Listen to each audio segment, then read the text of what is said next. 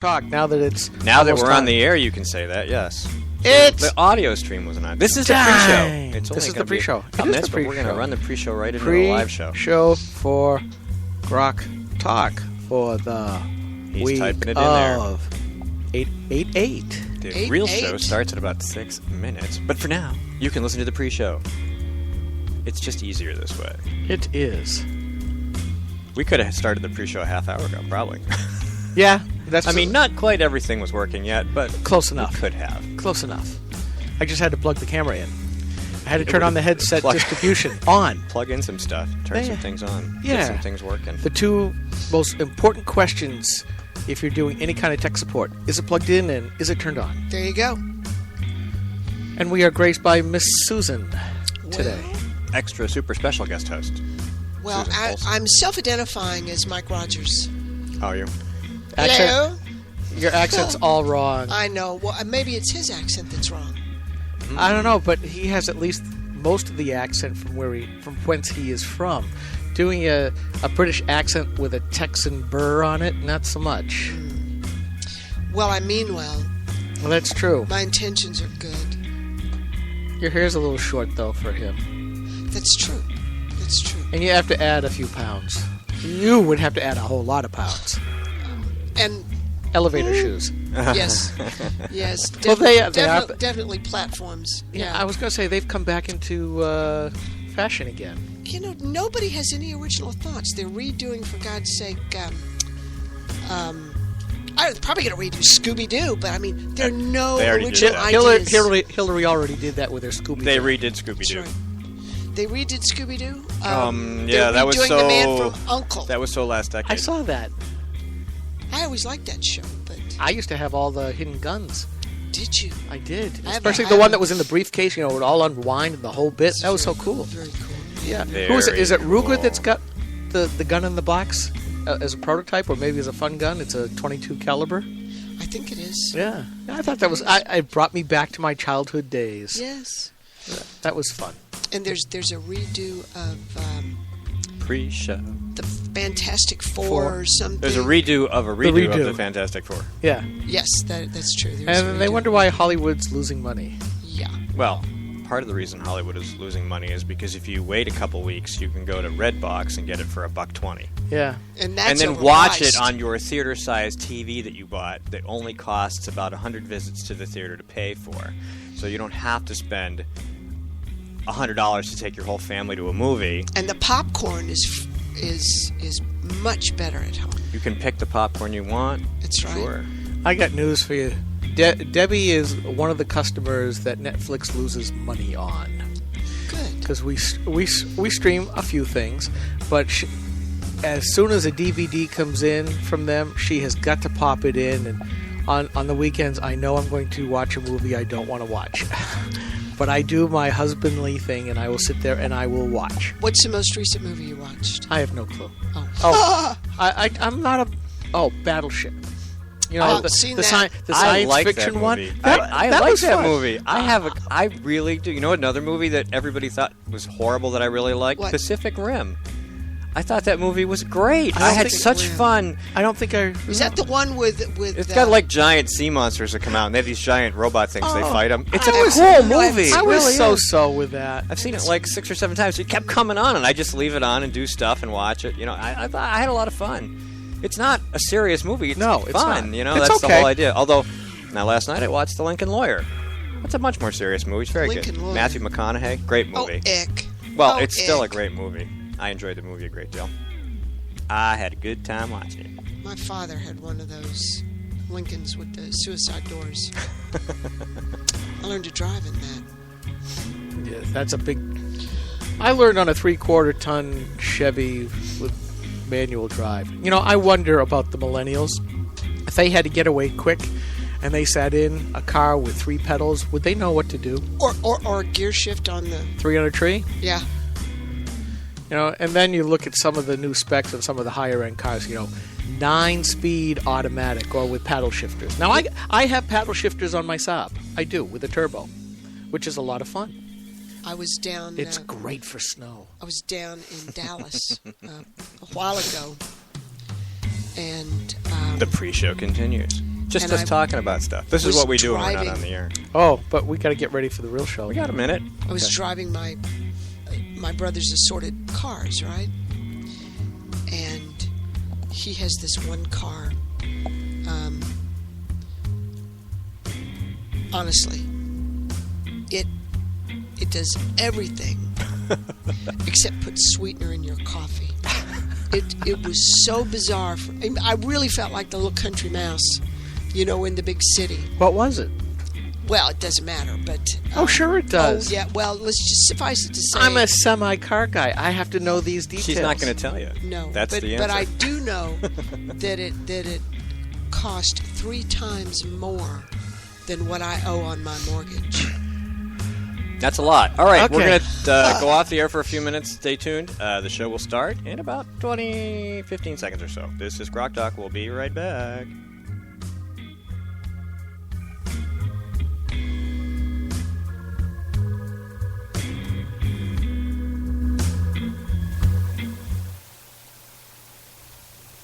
Three, 2, 1.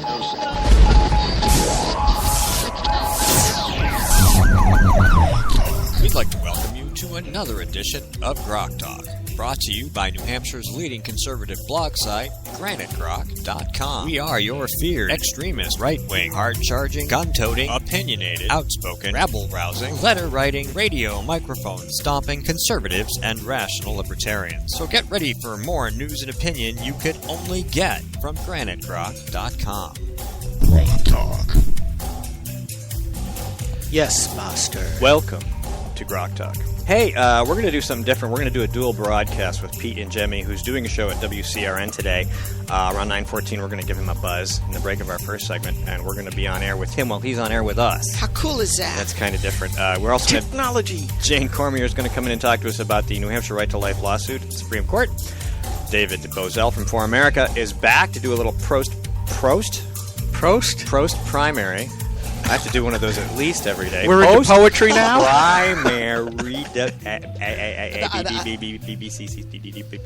Post-primary debate analysis. And, of course, we have the lovely and talented Miss Susan Olsen here as our guest host.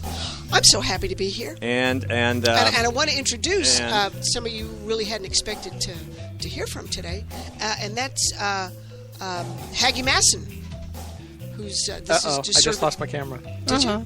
Yes. Well, this is sort of an introductory segment. Haggie's going to be with us next week, but we want to go ahead and identify the chair, although it is empty now, and it may be empty next week, just depending. But Haggie's going to be joining us on a regular basis, and may even be able to ask Haggie and call in and. Yeah, you can send us your questions. You can email them. You tweet, can Facebook them. You can tweet them. You can call them in. We'll give you the number. And she'll be happy to answer. And she'll be happy to answer your questions. I think it's great. Haggie Masson will be a recurring guest. Yes, and program. putting government back close to people, I think, is a really important thing. It is. Indeed. So we haven't had you on for a while. How you been? I've been busier than I need to be, it seems like. But just now this is important because you had been very busy with SB 116. Now, I have. The whole process Yeah. consumed your life. And then we almost mistakenly perhaps were under the impression that you were going to dial it back a little bit, but you've been busy. I indeed have been busy, and Senate Bill 116 has certainly not gone away. As everyone knows, on September 16th, the legislature will reconvene, both houses, to look at veto overrides, and Senate Bill 116 will be on that list. So, how it can already be that close to September is shocking. It is kind of. But time does. I was coming down 89 this morning, and I was noticing that some of the ferns are starting to rust, and the sumacs are turning that sort of beautiful crimson on the tips. And I'm telling my kids to stop staying up till 2 in the morning because in a couple weeks they're going to have to get up at 6. Indeed. Yeah, Tempus fugit, right? Or is that fruit flies? I forget. Dang. I think we've lost a camera. Have we lost a camera? Oh well, we still have this one, right? But yeah, the Eye of Sauron. This my goofy looking camera. It's now gone. Well, Haggie's not here, so have it fixed by next week, right? So that'll be kind of a... Oh, I think this one is, it may be dirt nap time. Dirt nap. Yeah. Well, everything has its time, right? Don't forget to For check every us out season. on Stitcher, Spreaker, TuneIn, iTunes, iHeart, and on Facebook and Twitter. And apparently we need a camera. So, you stream and YouTube. yeah, all those good things. Yeah. Well, we might be able to squeeze in the WTF of the week. There's quite a few options available to us. I tried to pick a couple. I don't know. I'm not going to do debate stuff because we're going to have a discussion with David Bozell about that later. But a few things came to mind. The left going left on Bristol Palin for choosing to have a baby out of wedlock. It was an interesting, apparently, the Twitterverse is hating on her again, which is probably a constant state of affairs, I imagine, since her last name was Palin. You surprised me. I thought you were going to say that Lois Lerner, formerly of the IRS, was going to launch really had thoughts of launching an investigation into the charity for whom she was going to be a spokesperson. Yes, well, that's there. Now, what about Bristol Palin? I must have missed She's this. pregnant again out of wedlock, and she's obviously keeping the baby. Yeah. And so she's been posting baby bump pictures. Yeah. And then the left is just hating on her. Well, think how much you could get for parting out that baby. Man, oh man, put that up on eBay. Palin parts? Palin parts. Yeah, the left would love that. Yeah. You could raise a lot of money. You could raise a lot of money. And then choose not to do it. And then choose to... No. Well, I mean, I don't understand all that out of wedlock stuff, but you know what? Well, she was engaged, I think, to she was engaged Medal of Honor. To get married and engaged in things that sometimes people do when they're engaged to get married, and that engagement to the guy didn't survive. But the baby will. The baby will. Well, that's okay. Well, that's and okay. it makes my point. Decisions have consequences. Indeed they do. And I think that she's certainly making the right decision in this case. This is the complete opposite of what Obama said when he talked about the same kind of issue. He didn't want to see his daughters punished with a baby. I'm sorry, when you make a decision to say yes, it can have consequences, and yes, it's not a punishment, it's a consequence. Don't you reckon him being their dad is punishment enough? Come on, cut these kids some slack. Actually, think about it. I'm more scared of Mucella. She's strong as horseradish. Yeah, imagine having her decide what you're eating every night. I'd probably say yes, ma'am. that might be the wise course of action. I posted that picture of her looking all angry, saying, "Brock, eat your peas." I could just see her. Which picture of her? I mean, there's so many angry pictures. It's just That's true. I don't remember. It was a while ago, but it was funny. I thought it was very amusing. Well, they're going down to the... It's back. It's a resurrection. They're going to the Cape, right? To that big... vineyard. Whatever that is. I don't understand. Martha's Vineyard. For 17 days, right? Martha's Vineyard. Yeah. Yes. And we'll still hear from them. We don't even get a break. Well, have fun. Let's see. Texas Governor Greg Abbott's got this awesome criminal probe on Planned Parenthood. That's kind of cool. I do like Greg Abbott. What a guy. Yeah, unfortunately, his attorney general has gotten himself into SEC hot water. Of course, nowadays, just like when Obama joked, and Glenn Reynolds loves to put this up, back in 2009, Obama jokingly said, "I will set the IRS on my enemies." I'm wondering if this time it's the SEC being sicked on a fellow Texan. 6 of one agency, half a dozen of another. Hey, the EPA spilled millions of gallons of tainted water from a gold mine into a local river. Ruh-roh. Yeah, it's a golden river now. Golden River. Except don't you dare drink that water. Metal debris, and I turned it mustard yellow. It's a local. That's another good WTF. Well, you know how they process gold? Please tell us. Well, I mean, they use some fairly nasty chemicals in the separation process. So it's tough stuff, but you got to wonder. I mean, maybe they just want to set it free. They want to set everybody free. So maybe they wanted to set that free, or manufacturing their own sort of crisis. Well, here's the question.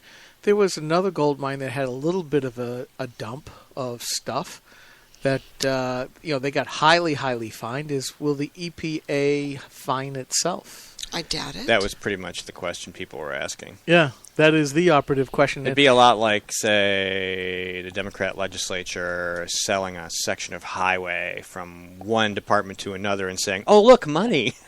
Yeah. Yeah. Well. Or the latest shooter in the latest theater problem, or am I mixing up the events here? My brain is so Swiss cheese lately. But the gun was obtained. It was one of the guns. Oh, right. From Fast it and was Furious. a Fast and Furious gun. No, that was the Geller event. Yeah. The Pamela Geller. Geller event in Texas. Okay. So one of the shooters got his gun as a straw purchase through the Fast and Furious program. Thank you, Eric Holder. Yes, but then again, the Department of Justice inquiry on itself, as far as Operation Checkpoint, they've completely exonerated themselves. Yes. We've checked ourselves, and we think we're fine. I think that's just delightful. It makes me sleep better. Well, and here's the really bad thing.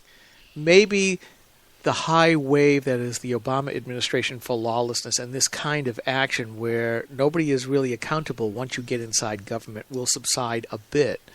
But just like any expansion of government, there is always the after effect where the water level never recedes completely. It always stays. And if a Republican gets in, how much can we have that water actually go down? Or will it be the case where all of these embedded, like the EPA, the environmentalists, who are basically rewriting how we are to live our lives, unaccountable, unelected, how many of them can be wedged out of their nook and crannies? I mean, now it's coming out that the new the clean air things, clean power. I mean, basically they've made groups like the Sierra Defenders of the Earth or Friends of the Earth, and almost every single environmentalist wacko group you can think of has become, by logical extension, a member of the EPA. Well, it's the same here in New Hampshire. Come on, all the greenies and their pals now are hooked up with the Department of Environmental Service. I love that, Department of Environmental Services. I think that's hysterical. But the central planners, the what are those crackpots out of Boston? The Conservation Law Foundation. Oh yeah. All those. Well, guys. then we got the refugee settlement people out of Massachusetts. I would leave Massachusetts. I would hope somebody would grant me asylum if I was living in Massachusetts.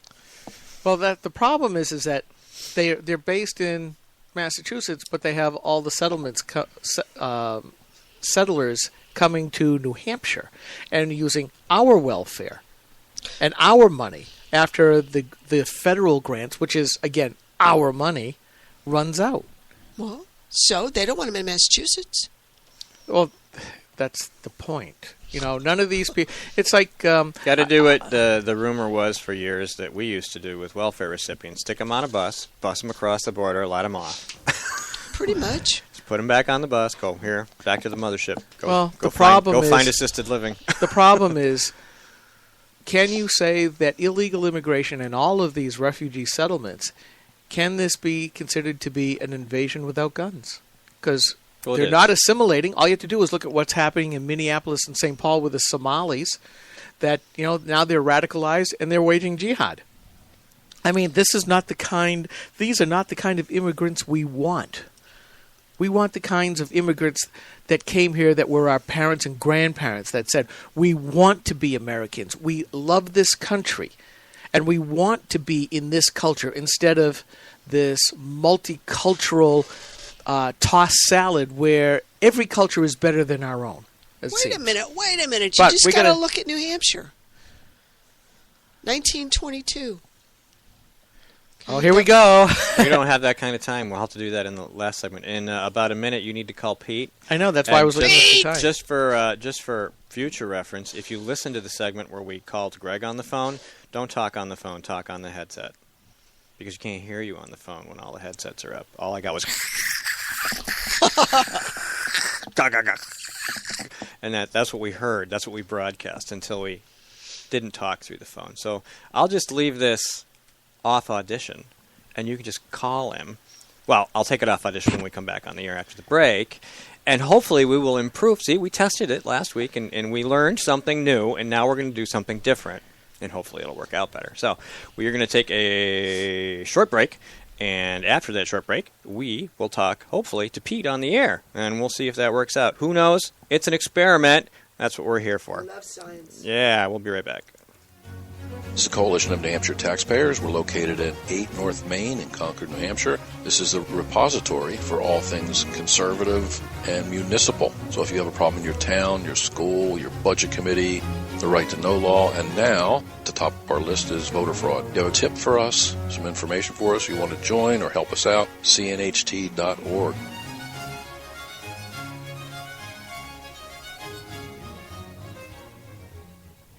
Hi, this is Rich Gerard, host of Gerard at Large in the Morning, the Manchester area's only locally owned, locally operated, focused, and interested riveting radio show, heard live every Monday through Friday from 6 to 9 on 90.7 FM WLMW New Hampshire Family Radio, and available 24/7 live or archived at GerardAtLarge.com. Be sure to tune in.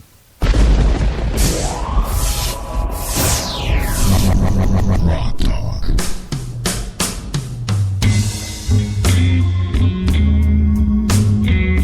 What you say? I said we may wish to listen because he's in the middle of talking with somebody. Okay, hold on. Are we eavesdropping? We are Oh, yay! We are dropping eaves. With Granite Grok, which is broadcast out of New Hampshire and in Wisconsin. Guys, great to have you on Conservatively Speaking WCRN. Hey, Pete, how you doing? I am doing great. We're having a great time here on WCRN. The calls have been lit up all day. We've talked about the debate. We've talked about Donald Trump's remarks last night about Megyn Kelly, which I think were disgraceful. We've talked a bit about Planned Parenthood, in which I was very, very passionate. And our last caller, and I want to stress what he said, not so much the compliments about me, which I liked very much, but he talked about the reason why Trump has inspired him is he's said truths that other candidates and politicians have not. And I think that's really the celebrity is a big part about Trump, but the fact that he said some things aloud that everybody knows that people have not been willing to say makes a difference. I have had this conversation with my wife, Pete, and she asked me that question. Your wife's name is Pete? No, my wife's name's not Pete. Okay. I've had this conversation with my wife, Pete, and she asked me about it, and I said, well, he's standing up. He's speaking loudly about things that matter to real Americans, and he's not backing down. I said, people aren't used to that. People aren't used to politicians who aren't trying to save their political careers all the time. And I think a lot of people are drawn to that. Good or bad, I think we'll find out. We have a couple of months left before the first primary in New Hampshire, but I think that's it. I think it's absolutely right. He is standing up. He is a bright, burning flame. If he burns out fast, he burns out fast, but he's bringing something to the table that I think is essential in a crowd this large. And I think that it's the fact that he's brought, the Katz and Steinle murder, no one would be talking about if it wasn't for Trump. And as we said earlier, Trump could be naming these things every single day. But as far as what he did yesterday, I still can't wrap my head around it that he said it. I've given a suggestion to him, and yes, I'd like $20,000 for the suggestion because it's a good one. What he should say bluntly is, I admit I caught a little bit of Joe Biden disease yesterday, and I ran the mouth a little bit. And I would, every time someone brings up that remark to Trump, he should say, I was wrong. I must admit I caught some Joe Biden disease, and spoke as I wouldn't be. And that highlights the fact that our friends on the left have given Biden a pass and have given Bill Clinton a pass. And if I'm like Ted Cruz, or if I'm Rick Perry or anyone else who's asked about Trump's remarks, I'd say that I think that Trump's remarks are improper. That he said. I think that they're over the line, and they should put it over there. And they should put it this way: we should leave the mistreatment of women to Mrs. Clinton's husband. That is how Republicans should say. There's no place in this for the GOP. We should leave the mistreatment of women to Mrs. Clinton's husband. Skip, you had a question? Yeah, I think what he's done is he's tapped into a lot of the anger that the grassroots base has, and I certainly share that, where, they wanted a majority in the House down in D.C. We gave it to them. Then they wanted the majority in the Senate because they said we can't do anything without that, and we gave it to them. They've made all kinds of promises, and they have not delivered at all. And I think, to use a business term, Trump is arbitraging that whole sense of anger. And it's really a case of they have brought him upon themselves, to quote myself, in that if they had done the job that they promised to do, he wouldn't have had a shot at this. But I'll tell you, if you want a little bit of a chuckle Steve was going on, is that he has a great solution for Mr. Trump in what he should have done last night and probably should do in the next debate, and so that he gets to be able to use his famous tagline from The Apprentice. That was Susan who said that. Oh, I thought it was you who did. No. Oh, Susan, Miss I am Susan. sorry. You gotta Susan. hear that line. What's the line? Well, can I say something first, Pete? I think Megyn Kelly's a big whiner. If she can't take that kind of talk, if she's not tough enough to go toe-to-toe with this guy, then she ought to just shut up and sit down. Well, I did have a piece called I think she was sitting down, but she ought to shut Donald up. Trump and equality, which is and there's a point. But I think what Trump said last night was beyond the line. But there's something Which thing was it that he said? Excuse me. Bleeding from someplace else. That was one angry woman. Come on. Why would you give her a pass? Oh, I'm not. I didn't give her a pass on the other thing she said. I was very strong on it. I had a piece up earlier saying that Megyn Kelly, Donald Trump equality. You can't have it both ways. You cannot have the claim to be a strong woman and then have the vapors if someone hits you. That's right. They should have had a fainting couch there, maybe, and a little paper fan. And the other Trump hits on Kelly, I didn't have a problem with. And I think that if you can't say I'm strong and I'm confident, and then claim, oh, how terrible, and the media was playing that card to the hilt, and that's a double standard. I couldn't stand it. But I think last night Trump crossed the line of decency. And as a person who claims decency, something had to be said. But you made a very good point about the Congress and so forth, in that if they're not only not doing what they promised, but they're giving in without the fight. If Barack Obama is threatening a veto, make him veto. If the Democrats are threatening a filibuster, make them filibuster, and make people see them. Make the other side pay a political cost.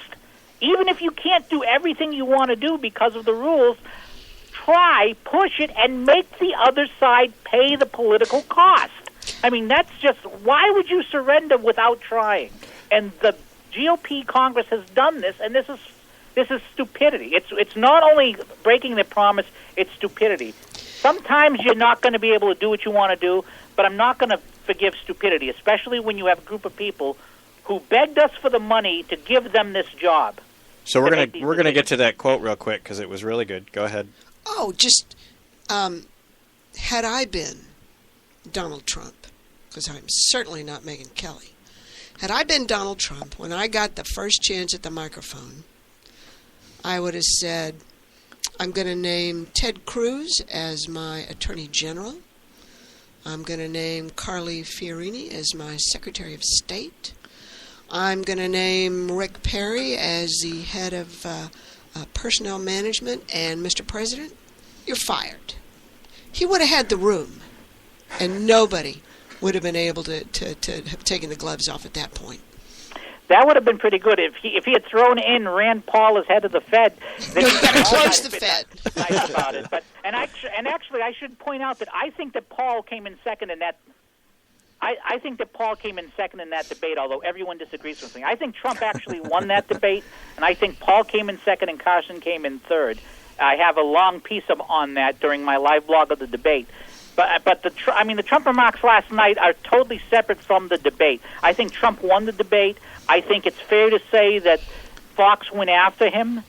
But it's also fair to say that Fox's main goal was ratings, and God, did they get ratings. But a lot of that comes from Trump.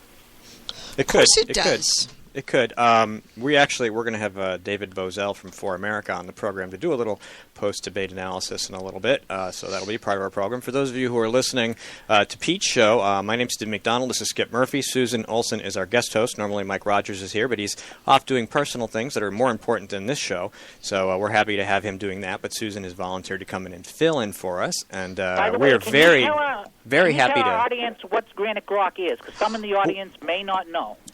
Granite Grok, we are the leading conservative libertarian blog site here in New Hampshire. We started off with just 2 of us, thinking that maybe 5 people a week might read our stuff, to actually having a rather loud voice here in New Hampshire, especially on the right. But make no mistake, the Democrats and the left are certainly tracking our every movement, trying to take us down. They've tried in the past, and we've basically said, yeah, screw you. Because we don't do political correctness, and we don't back down. We actually just kind of, you want to come after us? We start smiling, and then you can see our fangs. Because we, unlike the D.C. Republicans, we fight back. Pete, I've even been able to start a side business where I sell knickers to liberals and Democrats and progressives, because when they get theirs all tied in a knot, I just sell them more. Well, you should sell them pantsuits since this is the age of Hillary. And, of course, this, for the Granite Grok listeners, this show is Conservatively Speaking, which is 7 to 10 a.m. on WCRN AM 830. I am 50,000 watts in New England. I am sitting in for Mike Wade, who is the normal host, and Mike is a great conservative, a strong fella, businessman. He's out doing motorcycle things because he has a motorcycle business out there. Cool. So obviously you should give Mike a listen, and of course give the Tech Guy blog a listen. Now we've got. I know we only have 5 minutes. In your evaluation, who won the debate? I think in the first debate it was easily Carly Fiorina, and I would say that Bobby Jindal came in second. Rick Perry, and he kind of second and third. In the first debate, I disagree with you. I think that Trump may not have won. He may not have lost much ground, or maybe a little bit of ground.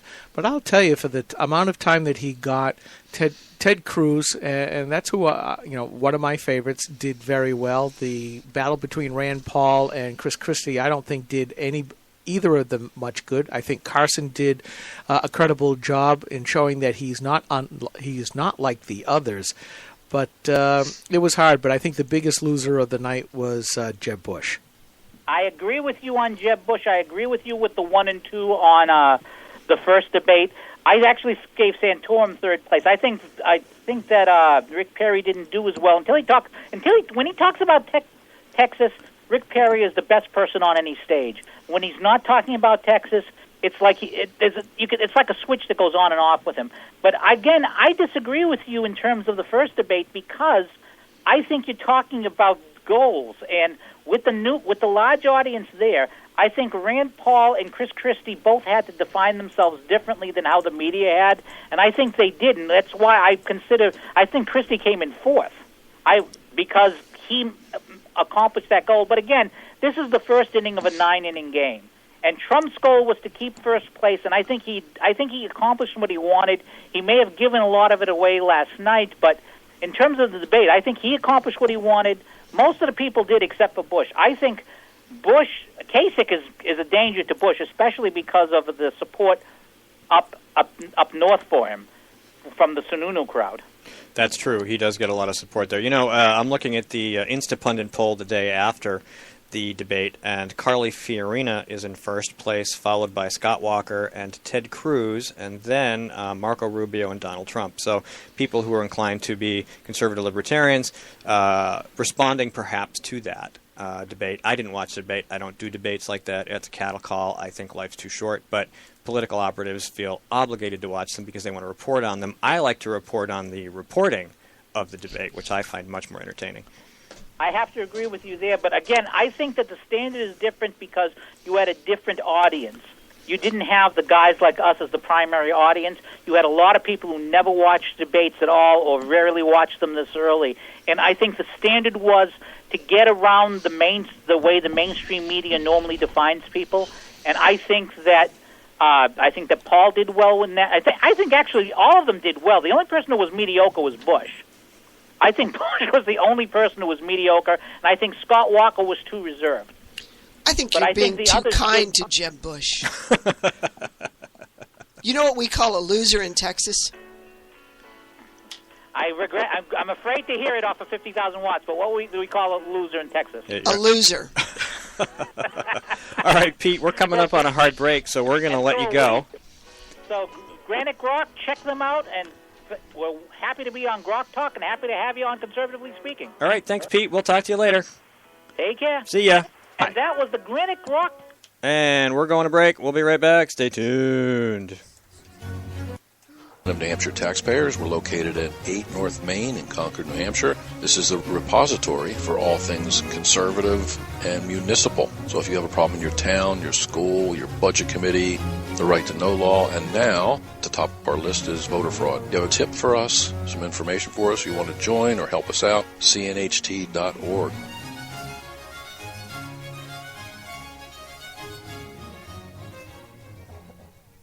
Hi, this is Rich Gerard, host of Gerard at Large in the Morning, the Manchester area's only locally owned, locally operated, focused, and interested riveting radio show, heard live every Monday through Friday from 6 to 9 on 90.7 FM WLMW New Hampshire Family Radio, and available 24/7 live or archived at GerardAtLarge.com. Be sure to tune in.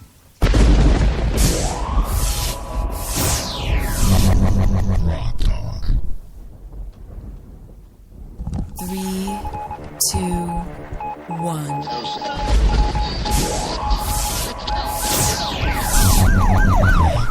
We'd like to welcome you to another edition of GrokTALK, brought to you by New Hampshire's leading conservative blog site, GraniteGrok.com. We are your feared extremist, right-wing, hard-charging, gun-toting, opinionated, outspoken, rabble-rousing, letter-writing, radio microphone stomping conservatives and rational libertarians. So get ready for more news and opinion you could only get from GraniteGrok.com. Rock Talk. Alrighty then. Welcome back to Grok Talk. Thanks to Pete Ingemi for allowing us to share his audio radio space, 50,000 watts, WCRN. We just spent 15 minutes on the air with him while we were on the air with you. So that's an interesting experiment we're going to have to repeat. Remind you to check us out on Spreaker, Stitcher, TuneIn, iTunes, iHeart, and we are on Facebook and Twitter. Like us, love us, share us, do whatever you like. Donate. We can do that. We're also on Ustream and YouTube.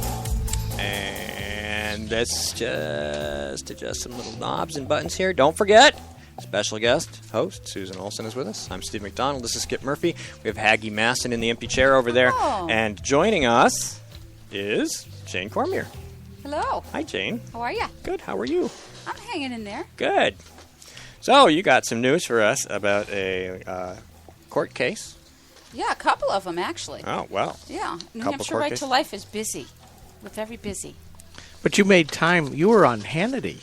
Oh, yeah. That was fun. That was a great experience, I tell you. I mean, it was 3.5 hours. And I got to speak to Frank Luntz. And let me tell The you. pollster. The pollster. He is one smart, energetic kind of guy. I learned actually a lot about how that stuff works behind the scenes.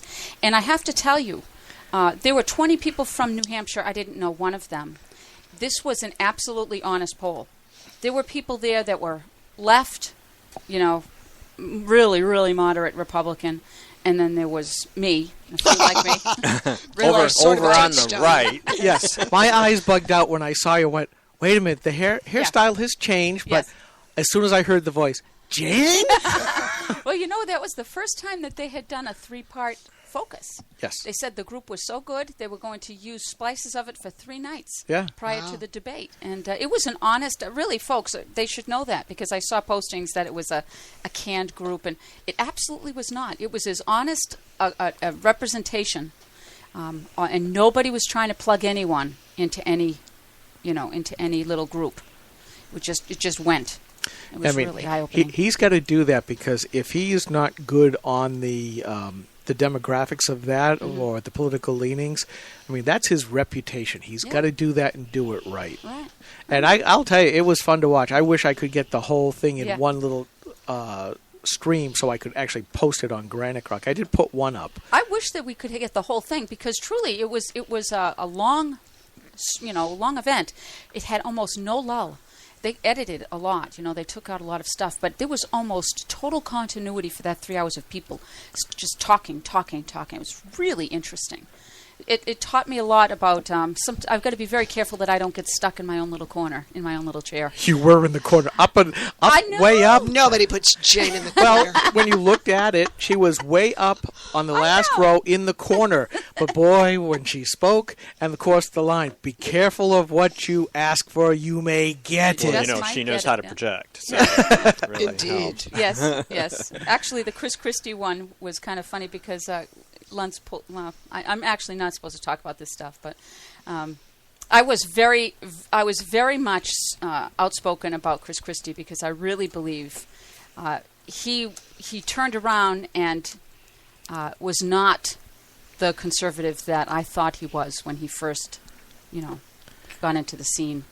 I was really disappointed. No, his record coming out of New Jersey, when, again, folks, he's very entertaining on YouTube. Yeah. I certainly have put up lots of his YouTubes, but when you look at, you hear about the stuff he may have accomplished, but when you look at the total picture of where New Jersey is right now, not good. Not all that great. No, absolutely not all that great. And the entertainment thing, especially what we're seeing with Trump, I don't know about how you guys stand on this, but I'm really, really disappointed in what that's turned into.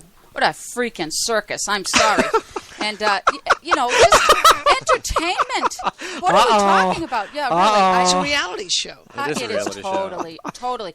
I mean, and that Trump segment on for the Frank Luntz thing, I want you to know that thing went on for about 10 minutes without him speaking. That's how motivated people were. He did mention that and Hannity and he had a back and forth where they talked about, you just set off one thing, and then he just stepped back. He said, this is the best panel I have ever had because I didn't have to say a thing. I didn't have to ask a question. I mean, it was like you guys were all like mousetraps going up. Absolutely. Well, like this show. Yeah, it was. It was great. And so that actually taught me what the thought was behind the scenes. Up until that focus group, I was sort of willing to give Trump his due, only because he was taking it to the GOP, which we know is... and we like that. We love Hopefully that. he keeps doing that. But we want to talk about your New Hampshire right to life cases. New Hampshire stuff. New Hampshire stuff, yes. So New Hampshire Right to Life has been involved in a number of court cases. Two of them are up and coming. I think one of them is finished. But you know what? Well, let's talk about the two that I actually can speak about rather somewhat intelligently. We have a court case that's going to be heard for that will deal with the protocols of what Planned Parenthood has for protocols with regard to abortion drugs. And we filed a right to know case in Stratford Superior Court in June of June 2015. This was the second one, though. We had the exact same case filed a year before, trying to get the right to know information of what these protocols are, because we believe that they're going against what the federal protocols are for giving these drugs out to women. And so that court case came back and we won. But we did not get the 2015 protocols. So now we're going back. We're going to go back.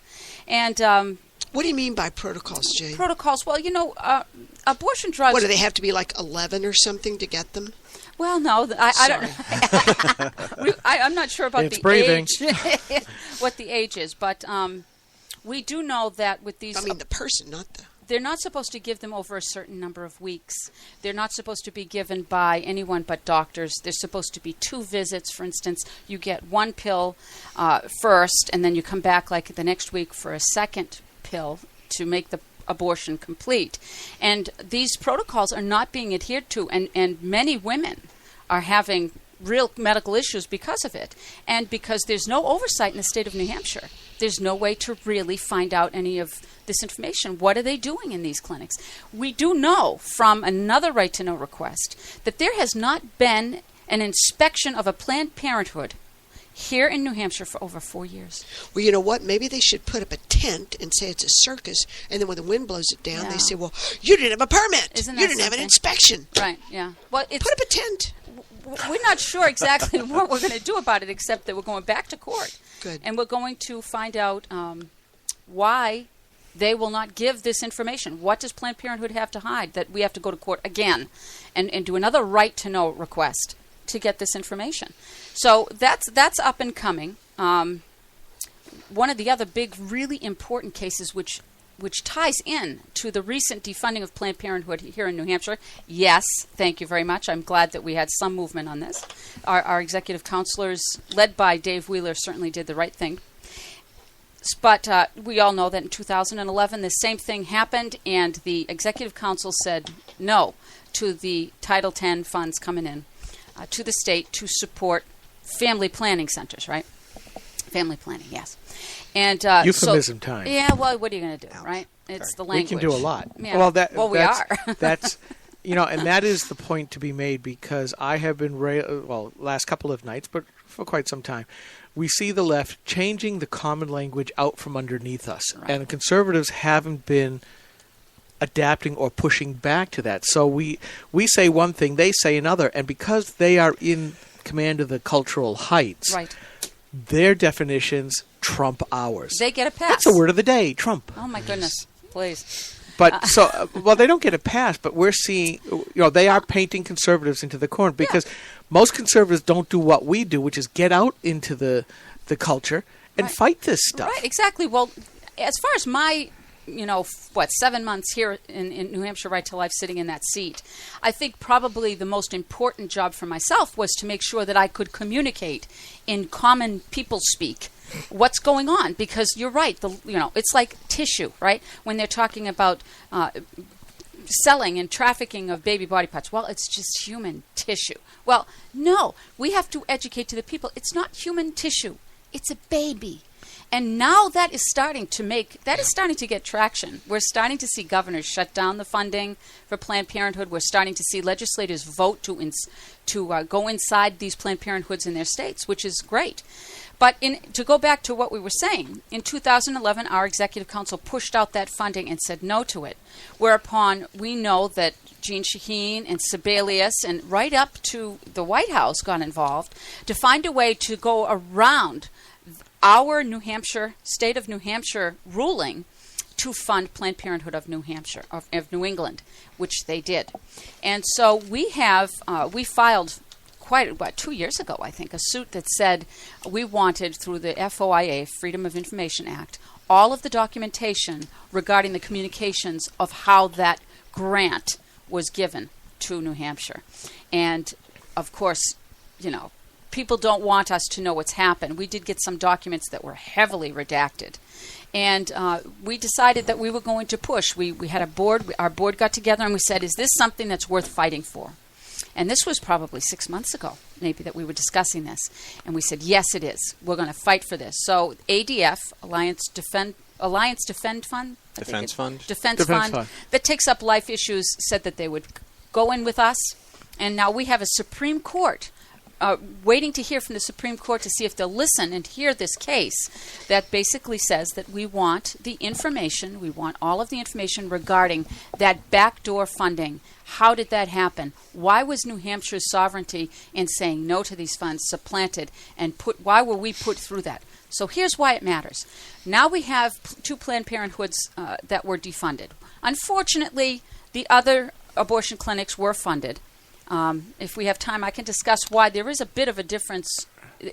We are against all abortion. And we do need to bring that up, if not here, then on Granite Rock. So this is an important story because we think that there was a little bit of Republican collusion. Yes. Maybe. There was maybe that. For a show for Chris Sununu. Yeah, so. Okay. And you know what?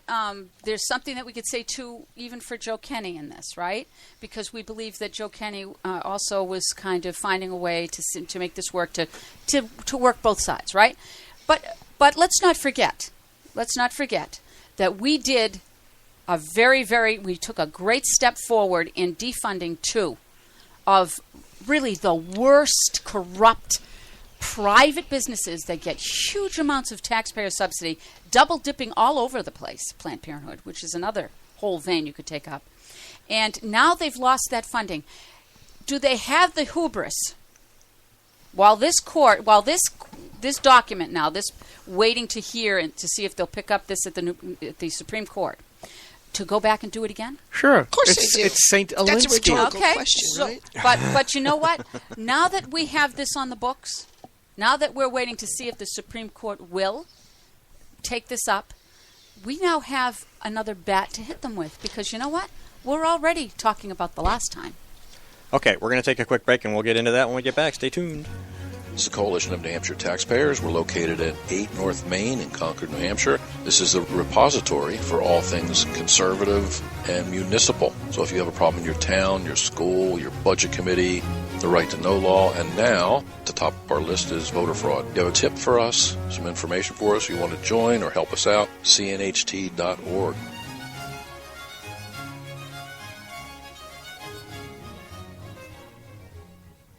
Hi, this is Rich Gerard, host of Gerard at Large in the Morning, the Manchester area's only locally owned, locally operated, focused, and interested riveting radio show, heard live every Monday through Friday from 6 to 9 on 90.7 FM WLMW New Hampshire Family Radio, and available 24/7 live or archived at GerardAtLarge.com. Be sure to tune in.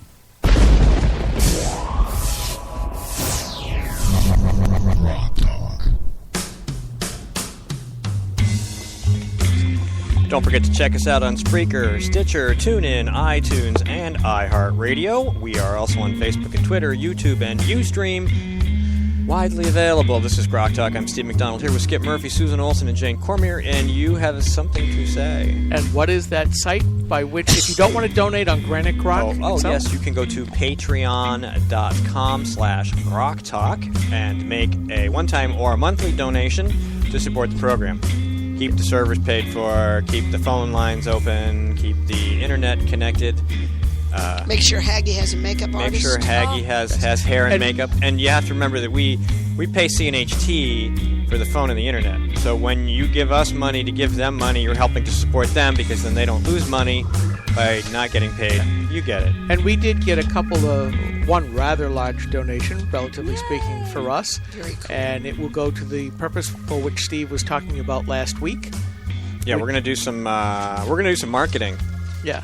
We're going to do a Spreaker campaign, and we'll probably do some Facebook ads, and we're going to promote the program. Yeah, I may have to take a little to expand the audience to replace the Eye of Sauron. I wasn't expecting it so soon, so I got caught a little bit off guard there. But that's a good when you sent me that email, and I'm like, oh, we have a budget. I wasn't ready. I have to be ready. I have to make ads and stuff, so we'll be doing that soon. That's fine, but just know this is looking like it's going to have to be replaced. Well, we'll see. Anyway. That's not what we're here to talk about in this segment. I bet the first time it gets a good look at Haggy, it'll burst into flames. What do you bet? Anybody want to put $100 on that? Could be. Listeners, send $100. See if it bursts into flames. $100. That'll pay for a new camera. Pay for if you send us $100, we will set it on fire for you. There you go. So anyway, my friend. So you were talking about the two lawsuits, right? Yeah. And our interesting executive counsel. Yes. Okay. I, like many people, wrote the executive counselors, and of course, we all know that abortion is legal. Right. Right. Mm-hmm.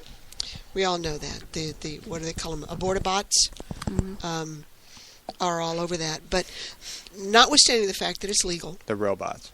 Abortabots. Robots. V-Wade robot. You can call them that's abortabots. Right. That's right. You did call them robots. I call them robots. Very good. Abortabots makes more sense, though, because people are like, robots? I don't understand. But the issue, aside from all of the grisly information that came out, is the problem that I have as a taxpayer. Yep.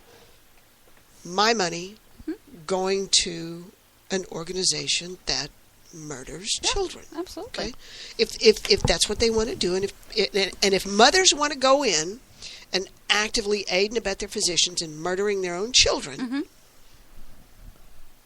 right? Don't ask me to pay for it. Absolutely. I think that's probably the best traction that we have in this debate right now, because taxpayers should not be on the hook for doing that. Agreed. And so that's really what this issue is. So I wrote our executive counselors, and I basically said that. I said, I understand that, that abortion is legal in the United States. However, I do not want my tax dollars, my New Hampshire tax dollars, in whatever form they might be, whether it's meals and rooms or whatever it is that goes into general revenue, into the general fund, that then gets laundered and given to planned murderhood. And that's what people don't know. That money comes from the general fund. Of course it does. Of right? course it it's does. your money. It's your fees for your cars. It's your gas. Sure. Everything that goes in there. Sure. Cigarette taxes, money off of lottery tickets. Yeah. Okay. Anything that you buy in the state of New Hampshire that's taxed goes into the general fund is then laundered and given back to these people. So I said, please don't do that. I said, if trafficking in dead baby parts isn't enough, I don't know what is. And I said, I, along with many other New Hampshire voters, will be watching. Yeah. I mean, Maggie Hassan is already fundraising off of this. Of course she is. I get her emails, and she basically said, this is just another deceptive attack on Planned Parenthood by those who want to limit a woman's right to make her own health choices. Ridiculous. Well, I'm sorry. I just want to limit how my tax dollars are being spent on this horrific problem. And why are we, the taxpayers, financing that woman's own health decisions? It's none of our damn business, and we shouldn't be in the job of paying for it. And if you're going to force us to be involved in this because of our money, then by dang, we're going to speak up about it. Because people like Maggie the Red Hassan have put us into the middle of the doctors and the women. Certainly by Obamacare, but remember this: her hands Isn't are not. Obamacare supposed to pay for all of this anyway? Yeah, that's the point. Yep. But Maggie got herself into this situation of being called the Red because she wanted to nationalize at the state level all of the hospitals here in New Hampshire in the first place. I mean, she wants government in charge of everything. She's a socialist. How are you doing? I'm doing fine. Okay, did you want to say something? But I got back. Let me finish where I was headed. I got back only one response. From the email that I sent. Who was it? Do you want me asking? Yeah, what's his name? The executive counselor here from my district. Dave Wheeler? Van Ostren. Van Ostren. Yeah. That guy, it kills me. Because he's fundraising too right now. Yeah, well, he basically wrote me back and told me to go do something anatomically impossible to myself, right? Yeah. It wouldn't result in a baby, though. Probably not. Probably not. And so I sent him back. I have fun with making graphics. Yes. And I sent him back a graphic that I had done in his honor. Yes. He didn't like it because I sent all the other guys. Did he see? What did he say? Anything to you? Did you get a response? I'm glad he didn't like it. By the way, it was a great graphic. Thank you. You'll have to bump it back up to the top of the front page. It had a little tiny baby heads in a box. Yeah. Yeah, well, he wrote back, and it was kind of... Most of us are old. You may not be, but you remember the Smothers Brothers, right? I do. I used to watch them. And whenever they would get into an argument with one another, Tommy would always respond with, "Oh yeah." Well, that's kind of what I got back. All right. So nothing. We already know where Dave Wheeler stands. Yes. Absolutely. Right. Immutable. Yep. You never have to worry about right. his vote on any issue. That's the kind of Republican I want. Right. I never have to worry about their vote. No, you're right. Well, we shouldn't have to worry about anybody's vote. Okay, if you take a public stand, whether we like it or not, we ought to be able to count on that public stand. Right, but unfortunately, Sununu has always been pro-choice. Of course he has. So. And the whole bit about, well, I need to read the contracts. Yeah, sure. No, I know. Listen, New Hampshire Right to Life started our campaign on Chris Sununu 5 months ago. We started with a postcard campaign. And face-to-face, he laughed and said to me, and I give him credit, he did turn around and voted at least an acceptable vote in many ways. It was political posturing. Come on. He and Maggie are going to be at it. Okay, but look at Susan. We still have 2 Planned Parenthoods that have a lack of funding from the taxpayer going to those organizations. So whether or not he did it for political posturing, I don't care. He voted at least a way that was somewhat acceptable. But my first face-to-face with him, he told me, yeah, I'm getting those 12 postcards, a day. And I said, really? I said, well, doesn't that impact you? He goes, no. My constituents need these services. So we went into a 20-minute debate on the services, and he kind of laughed. He kind of, thought that this was going to be a hoo-ha thing. And so then he said, well, if you find me any alternatives, I won't vote for Planned Parenthood. So we did go back, and we found, I don't remember. It was a very long letter we sent to him, and our attorney helped draft it. And we did find some reasonable exceptions that, not exceptions, but reasonable alternatives, right, that could be offered. And we didn't get any response back, so then we started our next mailer. The next mailer was a nice, big, long color one that was beautiful. I loved it. I did that mailer. I was proud of that mailer. And I got this irate phone call about a week into it with a very distraught Chris Sununu, who, for like the first 3-4 minutes, I didn't get a word in. His premise was, I can't believe that you didn't send me the mailer, was the first. I can't believe that you sent something out like this and you didn't send me a copy. Well, frankly, I had been contacting him via email, you name it, and face-to-face, and I don't think that I owed him a copy. Frankly, I didn't think of it. But he did hear from the constituents, and if you're going to sucker punch somebody, you don't tell them. Of course. Duh. Well, Reddy Cushing did the same thing. Don't look, but I'm going to hit you. I don't think it's even a hit. He knew it was coming. I was very upfront. We are not going away on this. Well, here's the other thing. You know what his stand is. Of course. He knows what your stand is. Definitely knows. What's he think you're going to do? Just go, go ahead, do whatever you want. Well, Go ahead. Let's face, we have some teeth now. New Hampshire Right to Life has some teeth, and they have some respect. We killed SB 40 by ourselves in the Senate. New Hampshire Right to Life, and it was a deadly bill. It was a shameful bill for fetal homicide. So we have some teeth, and you know what? We're going to keep chomping. All you have to tell Scott Brown. Yes. Scott. All you have to do is tell Chris Brown? Sununu is Scott Brown. And I did. When you are a Republican and you're trying to out-abortion Jean Shaheen, right, this is what you get. And I have been relentless on New Hampshire GOP committeeman Steve Dupree, who is actively giving money to Planned Parenthood Action Fund, who is the PAC for Planned Parenthood that is actively looking to oust Kelly Ayotte. Now, far be it from me to defend Kelly Ayotte. Right. Because there's a lot of other stuff that I ain't happy about. Right.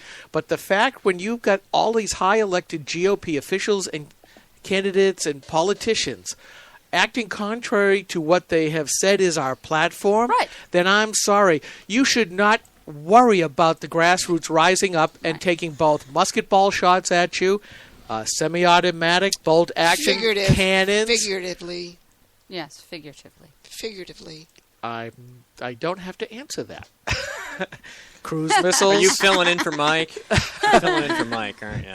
But if you're going to act this way, I mean, right now, the upper echelon for the most visible part of the echelon of the NHGOP is the reason why Trump is where he's at. Yes, absolutely. Because people are tired of voting for you because you don't do what you say you believe in. Right. We hear the fraud of the faux promises, and then we watch you weasel out, just like this Planned Parenthood defunding thing in D.C., a standalone bill.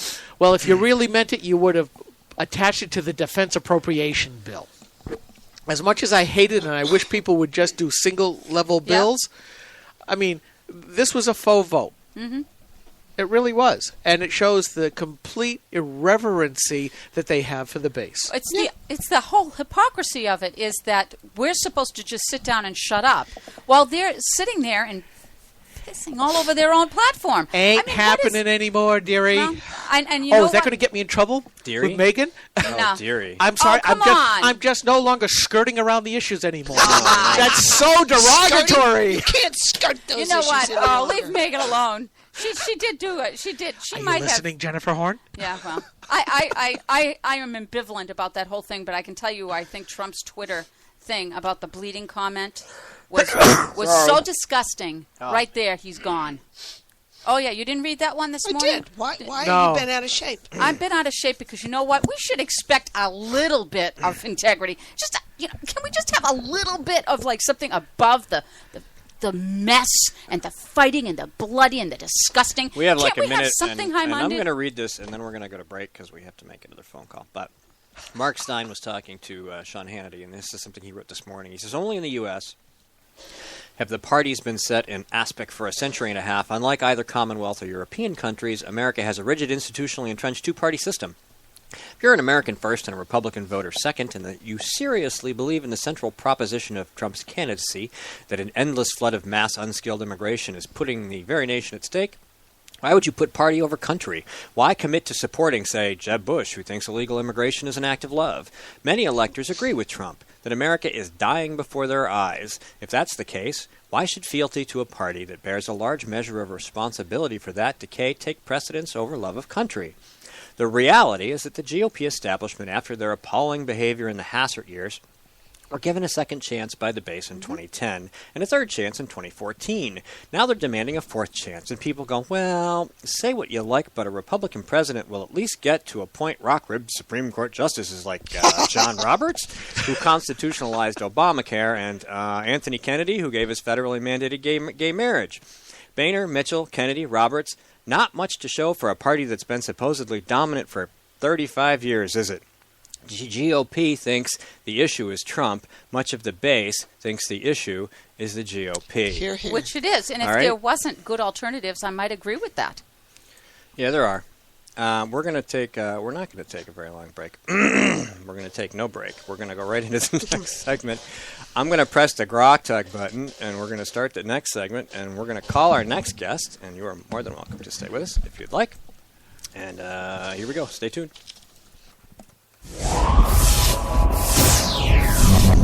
GrokTALK. 3, 2, 1.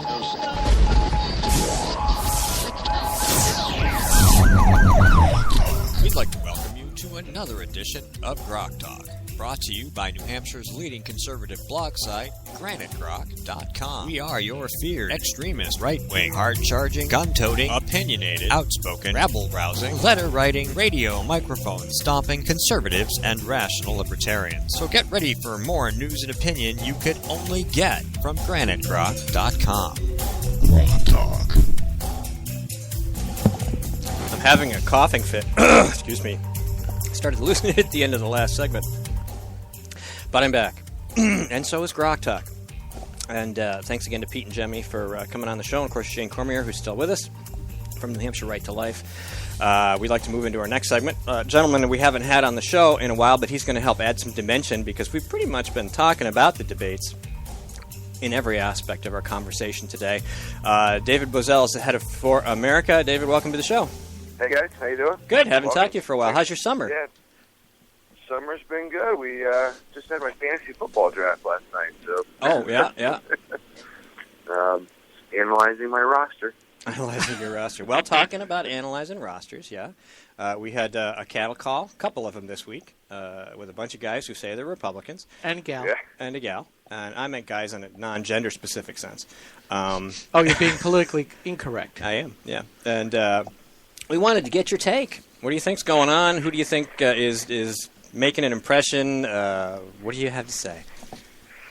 You know, I thought Thursday was more game show than a debate.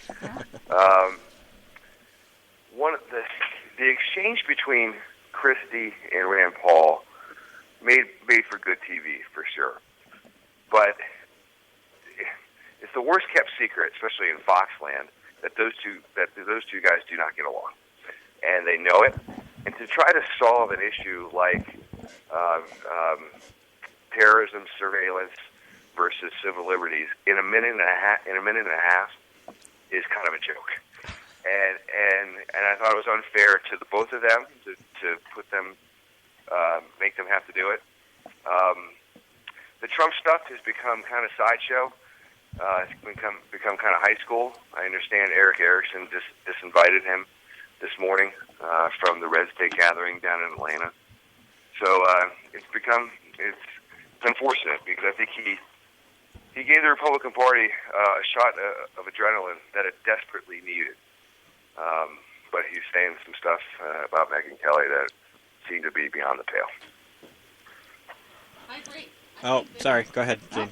I agree with that. I mean, it's one thing. What I would have liked to have seen Trump do in the argument that the questions were inappropriate, he had the opportunity. He had the bully pulpit he had a great opportunity to voice his distress at being asked those questions. He got 8 questions, while most of them got 4 or 5. He got more time than anybody. What does he do? He bombastically displays no real opinion on anything. I mean, he just blew it out, right? Then he goes to Twitter. You got to love a man that will go out and fight the women on Twitter. What a coward. He had the opportunity on stage to go and get Megyn Kelly, and he blew it. And now because he blew it, he's whining. Put on your big boy pants there, my friend, because you know what? He's a joke. He would have been better off just not saying a word and staring at his watch the whole time. I mean, honestly. Absolutely. And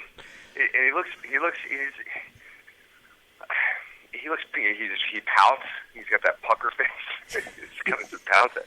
It's not. But I get it. I mean, I get I think the field needed a shot of adrenaline. I really, really do. We've been largely complimentary leading up to this about the quality of the field. But as Trump kind of ascended in the polls, it wasn't so much what bothered me was like, wow, if these guys can't beat Donald Trump, boy, I'm not sure how well they're going to do against Hillary Clinton or the Democratic machine. Yeah, David. Yeah. This is Skip. Did you watch the first debate? I can only hear it on the radio. Okay. So, I made since I work at home, I just did the quick 15-second trip out to the couch and started tweeting away. And I'll tell you something. If you're bemoaning the quality of the debate, I'll tell you that the first debate, even though it was the lower 7 ranked people, it was a much higher level debate than the second one. And I'll tell you, Carly Fiorina and I think Bobby Jindal and to a somewhat lesser degree Rick Perry actually did a very good job at actually sticking to the issues and arguing or talking intelligently about them. Right. Your take? Yes, and I would completely agree. Usually the junior varsity debates are usually the better ones anyway. I remember that happened in the 1980s with the Democrats, where they had a JV debate, and that was the more exciting one. That was the better debate there. Can I say something? Yeah. I think the biggest difference between the two was that if we're talking about reality shows. The 5 o'clock had Steve Allen as the host, and the second one had Jerry Springer.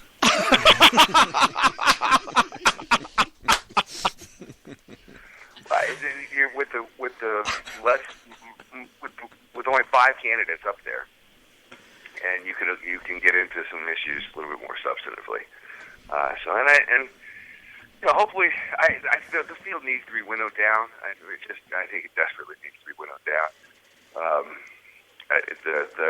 The candidates that are polling at 1% or lower, once they get out, they're not going to affect the numbers for anybody because they're polling so poorly.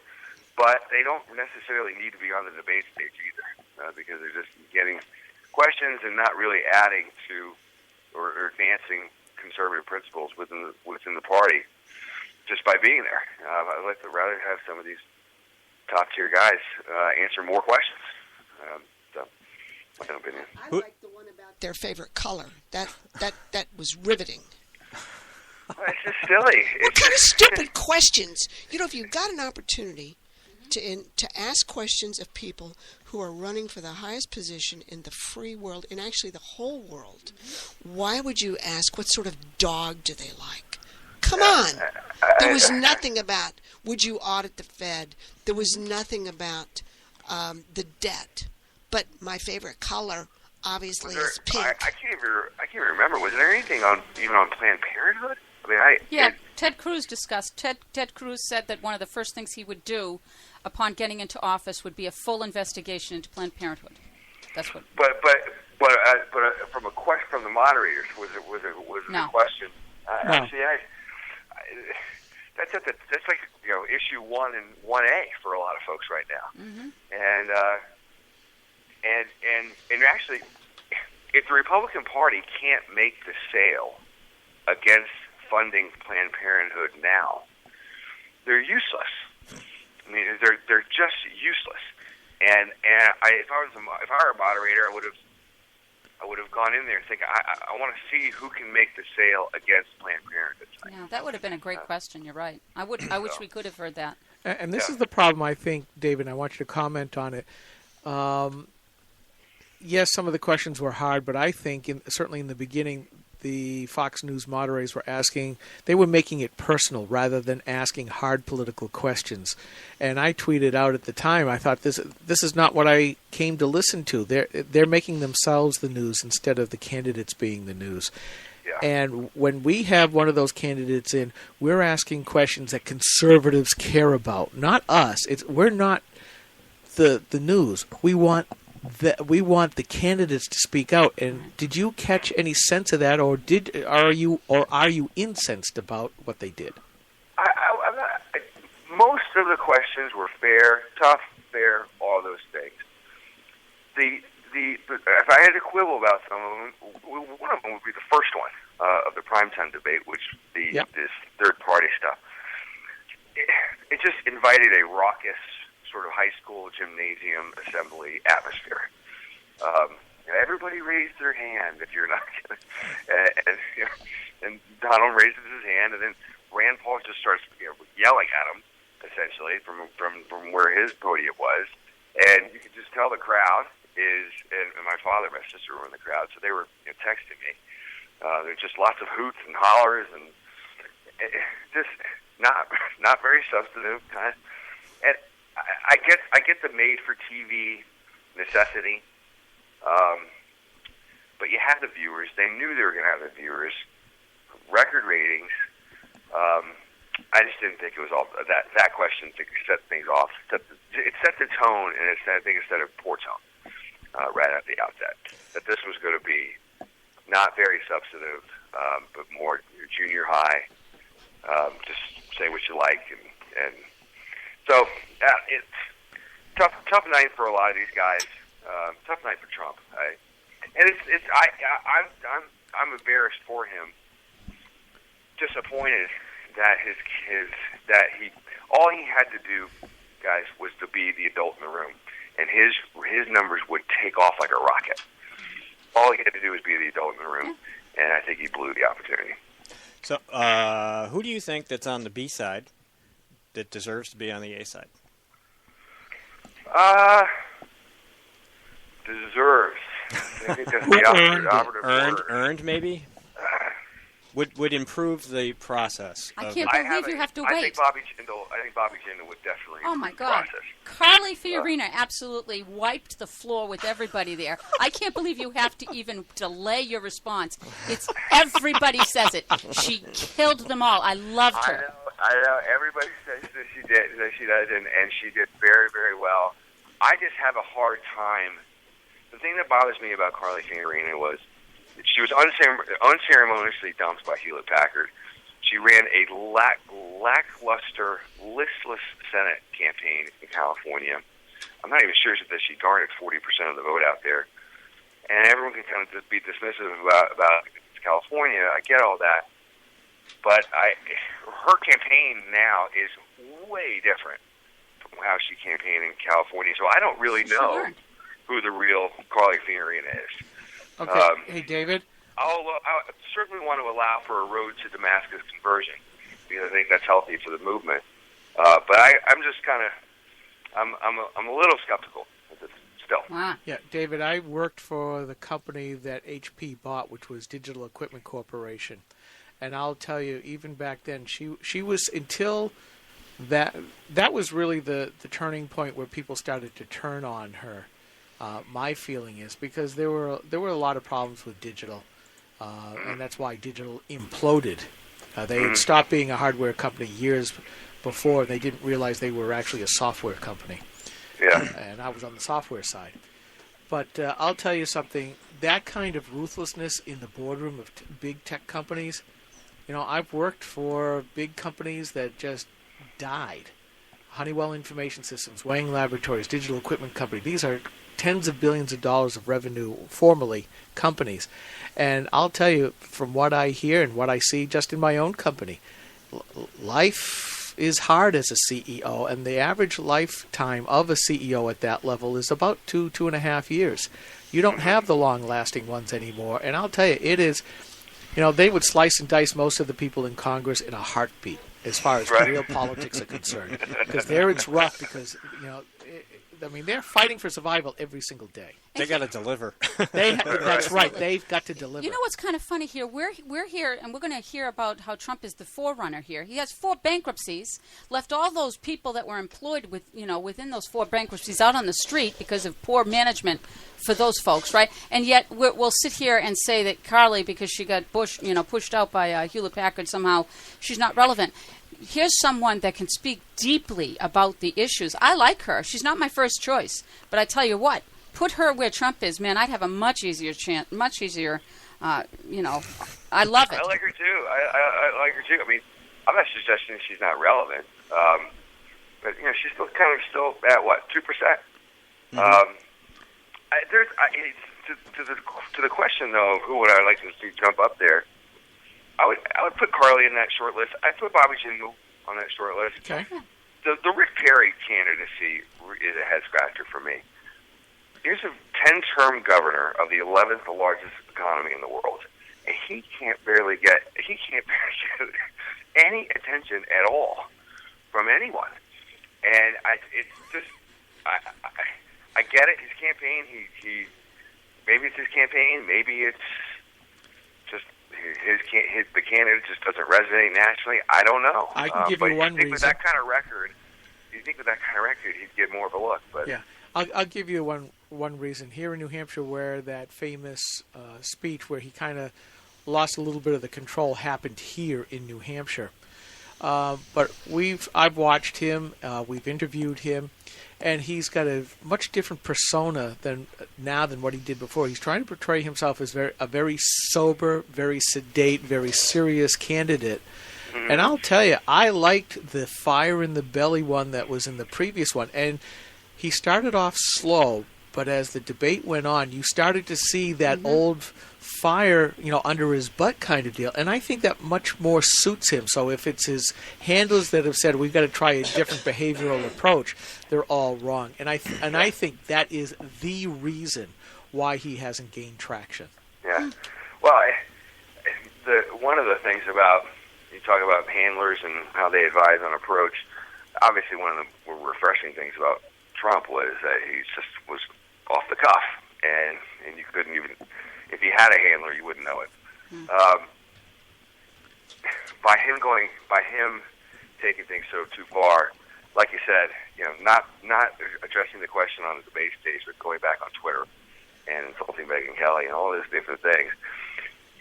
I hope it doesn't say to these candidates and their handlers, see, you can't be authentic, you can't be yourself. You have to be rigid and structured and disciplined and just don't show any emotion at all. Just stick to the issues, stick to the script. I would hate it if that's the result of this stuff.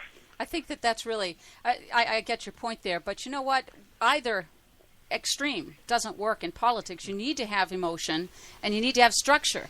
And I think he fails on both because he's got way too much emotion and he's got almost no structure. So, I mean, how's this guy? Everybody comfortable with him sitting in the seat with his finger on the button? Just saying, that's like a little scary to me.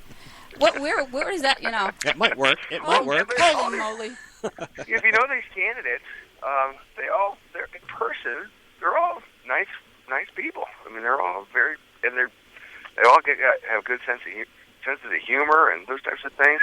I wish they showed it more. I wish they would show it off. Mm-hmm.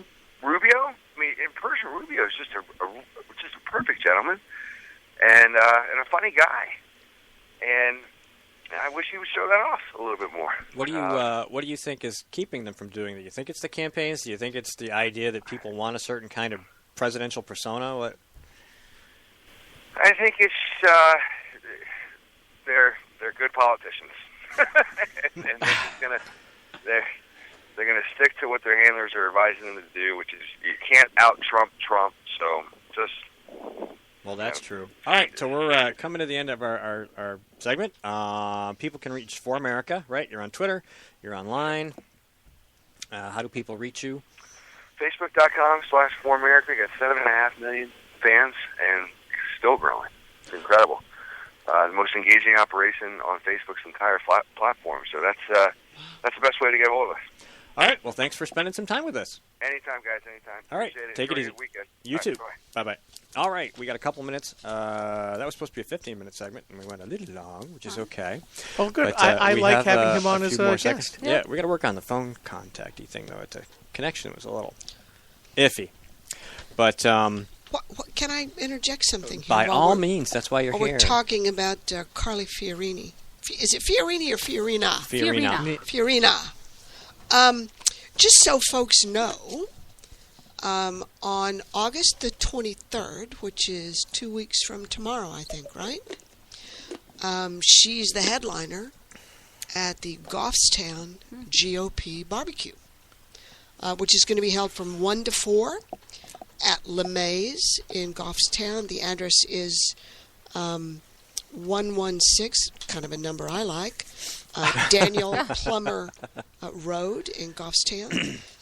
Tickets online are $20 for grown-ups or people who think they're grown-up, $10 for kids. If you wait till you get to the door, they're $25. But Goffstown GOP is chaired by Grok friend Emily Sandblade, vice chaired by Grok friend the John Birch Society. John, I love that. I love that. That is a great Facebook So page. that's going to be a wonderful opportunity, again, to talk with Ms. Fiorina in person. And one of the things about New Hampshire summers are there's no shortage of these folks, but Goffstown GOP is holding a wonderful event, and she will be the headliner. Hey, Susan, go to goffstownGOP.org. Goffstown, okay. So let me ask you, are you going to that event? I am indeed. Why don't you ask her if she would be open to the VP seat? The VP seat. I think that for someone that's no. She's going for the. We talked to her about this when we first interviewed her before she even announced. Really? She wants the big chair. I'm not saying she won't take the VP seat, and I'm not saying it isn't smart for whoever wins to ask her. Yeah. Because I think that does a lot for the ticket, and it does a lot for the party. But we've discussed it. She's made it clear a couple times that she's not aiming for anything. Well, but she the maybe top has chair. to do that right now, but wouldn't it be great because we might have 4 terms, right? If we have a good Republican president, maybe she comes through the ranks, she gets she gets all what she needs to know, and then she has it for 2. I mean, I'd love that. I think that's a really, really good place to be. Assuming everything goes well the first time around and nothing gets really all retarded and weird. Or if the GOP stops acting like the GOP. Things can unravel quickly, but it's a good place to start from. Yeah. While we're announcing things, real quick, this Tuesday, August 11th at 5:30, from 5:30 to 8:30 at the New Hampshire Institute for Politics, the 603 Alliance is having a training session, and you are invited to contact Diane Bitter at dbitter@aol.com. That's DDBitter, sorry, DDBITTER@AOL.com, or you can call her at 964-4161. That's 964-4164. And to get yourself on the list, we need to know who's going to show up because we're going to order pizza and drinks, and we want to make sure we have enough food for whoever shows up. Soda, probably soda or water. I bet there'll be some diet beverages there. Certainly no Kool-Aid. I know that. No Kool-Aid. No, no Kool-Aid, and my old favorite, Mountain Dew. Probably not. Oh, water. Yeah, you're on water now. So Tuesday, August 11th. That's this Tuesday, 5:30 to 8:30. New Hampshire Institute of Politics, 100 St. Anselm Drive in Manchester. Anybody who is on the right who wants to get involved and wants to be part of the caucus, or to help with the caucus, or to help with the message to get everybody's groups there. We want all the Republican candidates to be represented well. We want it to be a successful caucus. We want the process to work, and you need to participate for that to happen. And don't stand around and go, "Oh, I didn't show up because I didn't think my vote would count." Well, your vote doesn't count if you don't show up. So get your ass there. Right. Go, sir. I had another thought for your cabinet. Actually, not quite cabinet. John Bolton decided not to run for president. There were rumors a while ago about that. He was certainly a great UN ambassador, speaking well of the for American interests. What would you think about Chris Christie at the UN? It'd be a constant YouTube fest. Chris Christie, UN. UN ambassador Chris Christie. Oh, that'd be fun. Because UN has 2 letters from union in it. That might be really... Jeez. Jack. I had to ask you, Susan. I can't imagine Chris Christie as anything, actually, except governor of New Jersey. I think that's so appropriate. I think it suits him. Okay. Well, there you go. Not a fan. Not a fan. Neither am I. Leave him in his element. or some element. Yeah. But no, I mean, if having a big mouth and a bad attitude qualifies you to be president, I should have been on the freaking stage. Okay? You know something? I'd probably vote for you. Well, I'm still running on that Queen of the Universe platform. Queen of the Universe? That's good. Yeah. That's a good job if you can get it. It is. It is a good job. Can we do one more training announcement? If folks go ahead. We got about 5 minutes. On the 22nd of August, will be another session of bare knuckle politics training, which is focused on not necessarily being nice in hearts and flowers, but to teach people exactly the nature of politics. And part of what people need to understand in dealing with politicians. And one of the really cool things about the training is at the end of it, they issue you a shovel that you can whack people in the head with. And that's really my favorite part of it. But now, that's a piece of swag that I'm not used to seeing. It is indeed a nice piece of swag, but it's an all-day thing. It's 8 to 10 hours depending upon how long the trainers talk. But it's an invitation-only type of thing, and folks who might be interested in attending such an all-day political event can maybe get hold of me through Granite Grok or find me somewhere on Facebook. Are you heading out, Miss Jane? Yes. I want to thank you again for that great rally you put on the State House grounds. I think that was really, really well done, and for people like WMUR and NH1 and the alleged media in New Hampshire to have ignored it, is shameful, just shameful. But what do we expect, right? Yeah, you have 3 people from Occupy Wall Street or New Hampshire Rebellion do something full coverage, multiple days. But maybe we should have people breastfeeding there. Yeah. Didn't think of that, did you, Jane? I didn't think about it until afterwards, but it might have helped. Take care, Jane. Bye. Now, there's just a lot that I could say about the state of of journalism nowadays, and I oftentimes do, because it is rather blatant. It is certainly the it is a totalitarian state. Yeah, the incremental socialists, otherwise known as progressives, have certainly taken that height in almost all aspects of the heights of that cultural index, and yet they talk about talk radio and they talk about Fox News as being the ones that lie and everything else. Well, they keep forgetting that there are lies of commission and there are lies of omission. And while they do have limited time to talk about stuff, when they're giving 18, what was it, the stat that I saw, 1 minute to something that was really important, and 18 minutes of the boy band One Direction, I think, on This Morning, GMA's Good Morning America or something like that. You're looking at me like I'm talking nutso. What are you talking about? What the news actually covers. It's all fluff news nowadays. Or they only push it from the progressive What is this standpoint. band you were talking about? One Direction. It's today's version of the Beatles. It's just another boy band. Yeah, just another boy band, just the most popular one right now, worldwide. With number 3 chili bowl haircuts? Maybe. No. They're a little bit more uptick with the times, But anyway, One Direction, and they don't play instruments or anything; they just dance and sing, and so they're just a boy band. But like a younger version of. But it is, if you've read any of Ann Coulter's older books, you will have noticed that she spent a lot of time investigating how elections are covered and how much time they spent on different candidates and different reports about those candidates, Democrat versus Republican. Yeah. And the media is notorious for wasting massive amount of time talking about Democrats and giving during an election, a presidential election, like little tiny snippets of, news. At the big debate, Trump got 10 minutes, is that right? He got more time, about 10 minutes. 9 minutes. The Fox All-Stars got 32. Yeah, they had like Trump got 10, somebody got 9, somebody got 8, somebody got 7, 6, 5. Rand Paul got the least. He got like 5 minutes worth of talking time. And then Megyn and Brett and whoever those other people. And the in-between time was all filled up with them, minutes. right? So I mean, it's important to try to ask short questions, but they talked a lot. I didn't see. I've read that. I mean, I've seen the chart somebody put up of all the time. Some college did recorded it all. We're going to take a quick break, and we come back. It's just us talking about whatever we want, and Haggie Masson. So please stay tuned, and we will be right back.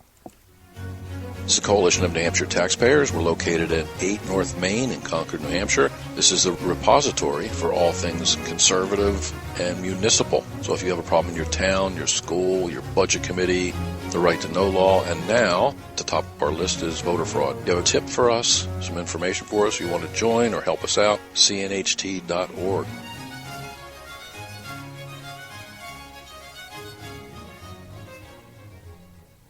Hi, this is Rich Gerard, host of Gerard at Large in the Morning, the Manchester area's only locally owned, locally operated, focused, and interested riveting radio show, heard live every Monday through Friday from 6 to 9 on 90.7 FM WLMW, New Hampshire Family Radio, and available 24/7 live or archived at GerardAtLarge.com. Be sure to tune in.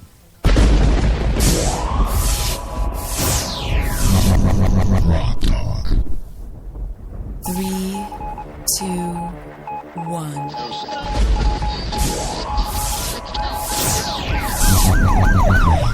We'd like to welcome you to another edition of GrokTALK, brought to you by New Hampshire's leading conservative blog site, GraniteGrok.com. We are your feared extremist, right-wing, hard-charging, gun-toting, opinionated, outspoken, rabble-rousing, letter-writing, radio microphone stomping conservatives and rational libertarians. So get ready for more news and opinion you could only get from GraniteGrok.com.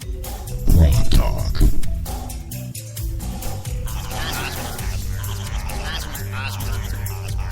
It's been a while since we had the Hosmer geese on. This is GrokTALK, brought to you by the Coalition of New Hampshire Taxpayers and the bloggers at That's David. Yes, we never forget Duckgate. Duckgate, right. David Campbell. And the ducks that gave their lives for him to resign. That's right. Very important. Sacrifice. They gave it all. They gave it all. Yeah. Yes, grease stains on the asphalt. Yeah. So, isn't there a country's... He didn't resign. Like he actually that? just didn't run again. But Pappas resigned. Yeah. So, and then I started getting emails from secretive lawyers who were saying, how much you want to bet Maggie Hassan tries to appoint him to a court somewhere? And that hasn't happened, but you never know. It ain't over yet. It ain't over yet. She's still Dead governor. skunk in the middle of the road. Absolutely. So, welcome back to GrokTALK. We have Susan Olsen with us today. Haggie Masson. Mr. Murphy. Mr. Murphy. Mr. Oh, boy. Murphy. I've been elevated. There you go. myself. Should I start ducking? your Because I'm dad? going to get shot at now? My voice changed after I had a coughing fit McDonald's. So, we have 28 minutes to fill with whatever we want. Oh. There's so much to talk about. I know. Oh, there Pick is. something.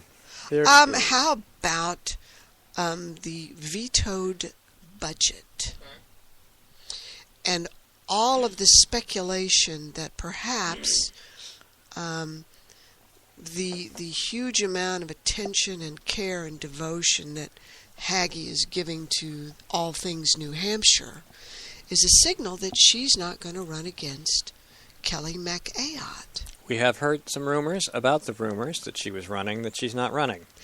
And I think that's really sort of interesting because it lets people think that, oh my goodness, she's going to sacrifice this huge political step because she loves New Hampshire and she's dedicated to the premise that, New Hampshire needs to be attended to by herself, and rather than doing this simply as a line in the sand for a Senate campaign, I opposed those mean Republicans, and I opposed those crazy people that didn't want us to fund murdered babies and all of those things. All New Hampshire. I don't believe it for a minute. She's going to run. Anybody doesn't think she's going to run? I think the question we should ask with regard to that question is, who else is there? Is there any indication that there is anybody else on the bench that the national deep-pocketed money people would prefer to back? Well, let's take a look at who's around. The Democrat bench, okay, could be Chris Pappas. Okay, there's talk of him running. Other Dems that might run. If you look at the old guard, there's a whole assortment of people who might think they have that there are a lot stature. of well-funded Emily's List Democrat women who've been state senators who might run. Like who? Sylvia? Martha. I don't think Martha would run, but I mean she's on the list. Who else is in the state senate or has been recently? It just seems like that's where they always go. You know, they stage those people to be governor, and then they try to get them into the Senate. Or they could just skip a step, and if they think that maybe 2016 isn't going to be their year to run for governor, maybe they'll try to run for the Senate. Well, speculate. What other Democrat would run against Kelly Ayotte? Kelly Mac Ayotte? Oh, that's a good question. I mean, you've got Peter Ho-Burling. Yes, I was thinking he's about got that. money. He's got big money. He's a big shot nationally, isn't he? Isn't he a Democrat committeeman or something? Or has been. He is a has been, but I'm sorry, that's not what you meant. How about Lynch? Lynch? Would he come out of retirement? I don't know. I mean, he presents that moderate Democrat look, except we all know he broke his promises when the Democrats took over the House and the Senate, and he broke his promise to always, sort of like lots of people on gay marriage. He broke his promise on gay marriage. He broke his promise on parental rights. He broke his promise on taxes. He broke his promise on a lot of stuff. Well, perfect for the Democrat nomination. I was just going to say, doesn't that cue him up? But what other Democrats are out there? Lou D'Alessandro? No. He's a little Who's old. out there? I don't know. Who's coming out of the Democrat Senate, perhaps? Well, who's making the most noise? Usually it's the people who are getting the most press release coverage, the people who are in the press. So that would be Maggie Hassan. Maggie Hassan. Ostern? Who? Yeah. Van Ostern. Van Ostern? Van Ostern? Ostern. Well, he did campaign with Hagee on campaign signs. They shared them. I thought that was quite friendly. Very frugal. The other environmentally conscious. I think I have shoes older than he is, though, right? Don't I? I'm sure I do. Well, And what qualifies him to run for Senate? Well, what qualifies you to run for president, as we have just seen for 8 years? No kidding. So, what other Democrats are out there? Well, the other question is reverse that. What other Republicans will run against Kelly Ayotte? I mean, you've already got Dave. This brand new, as I posted last night, this email I got a while ago, and I just put it up. This grassroots kind of organization called Commitments Kept. What? Commitment? Yeah, a new PAC for Kelly Ayotte. Have I got a question for them? Commitments Kept. Who's is she talking about? Whose commitment? Certainly not hers. No. Well, that's just maybe the question. She's going for irony. I like irony. Well, this is Dave Carney. He's a big level, nationally known political operative here in New Hampshire, and Andy Demers is working with him and they're saying they're going to spend multi-million dollars. Is that why Andy's been calling me? I don't pick up the phone, but I keep seeing messages from Andy on the phone. And maybe, and Commitments kept. Oh yeah. So, for example. Well, I had a question for them as well. Commitments kept in the sock drawer. Really a grassroots kind of organization. When I see or hear that, I keep thinking of ordinary Joes and Janes that just decide, a la de Tocqueville, that something has to be done and grabs a bunch of other voluntary folks like them and in an ad hoc fashion to make it, gather together to make it happen. Dave Carney's got a lot of connections to DC money. Ending Spending Action Fund today launched Commitments Kept New Hampshire, a new independent initiative dedicated to building a robust and aggressive grassroots organization that will train activists, deploy field staff, and utilize the voters in 2016. For whom? Closer to the center. Oh, yes. And here, well, let me answer that with their own line. This program, run by a New Hampshire-based team, will take grassroots politics to the next level by using the latest tactics and technology to speak directly to the voters. Keeping Kelly Ayotte in the United States Senate is a priority, and this project is as important as a first step, said Brian Baker, President and General Counsel of Ending Spending. Ending spending. Yeah, I look at that. We're going to spend millions of dollars by an organization called Ending Spending. This writes up there with Jumbo Shrimp? No, the guy out of Massachusetts that funded Jim Rubin's. Oh, right. I forget his name. Lessing. Yeah. Lessing. Lawrence Lessig. Yeah, who's basically trying to get Lawrence Lessing. Trying to get money out of campaigning. He spent $10 million to get money out of campaigning. There you go. They spent more than he did. Yeah, they spent a lot of money to do that. You cannot make this stuff up. So what sort of techniques are they thinking? I don't know. I haven't reached out yet. Probably your standard door knocking. We've got a tablet connected to some software, sort of a thing. I think we could just probably call it, I don't know, rhino training, maybe? I don't know. Yeah, I mean, I basically said, I don't know about other places around our fruited plains, but here in New Hampshire, the grassroots have common cause with the church mice in our small clapboard and steepled churches. Very, very small money stashes. So, where are they going to get the money? Just to give you an example, like 603 Alliance, which is basically just starting with the presidential primary and is going to apply the same process to other elections, like elections for Senate or governor or whatever. Yeah. So the idea is to build a grassroots group. And, we really are a grassroots group because our bank account has very few numbers in it because we take all these small donations. Nobody's paying for us. We don't have a phone line to D.C. to say, hey, I need $500,000. This is very, very grassroots. And most people have full-time jobs, right. And it's not in politics. Right, and all of the people involved in this are like that. So, I mean, these are political operatives. Yeah. Well-paid, long-time political operatives who make a living at this, claiming that they're creating a grassroots organization. Yeah, that just that's AstroTurf. That's the definition of AstroTurf. Yeah. Well, commitments kept. And, I said the same thing right off the bat. And I said, hey, guys, I am all willing to share the Granite Rock video of Kelly adamantly declaring she was against illegal immigration and definitely against granting amnesty to said illegal immigrants over and over again when she ran for the Senate. So you won't even have to get B-roll for it. For this purpose, I will grant you free rein in using it as long as the use of it matches said earlier declarations or intent a few years ago. See, I am a real grassroots kind of guy. I don't make my money in politics. In fact, if anything, running Granite Rock means it's coming out of my pocket because I just paid 2 server bills because we've just migrated. I haven't gotten a single overloaded message from Nexus in a while now that we're over on the new server. Yay. But this month I get to pay twice. So, anyways, but we've got all this stuff. We are true grassroots, and here I am. I'm the kind of guy that they want. You want to build grassroots? Start with us. And I'm willing to give this to you. Activist, new media guy, has grassroots, new media video to tell people what those kept promises are. That's right. She's stunned. Well, no, I'm actually, it's promises kept. Commitments kept. They should change the words around. Kept? She's kept? Commitments kept? Commitments.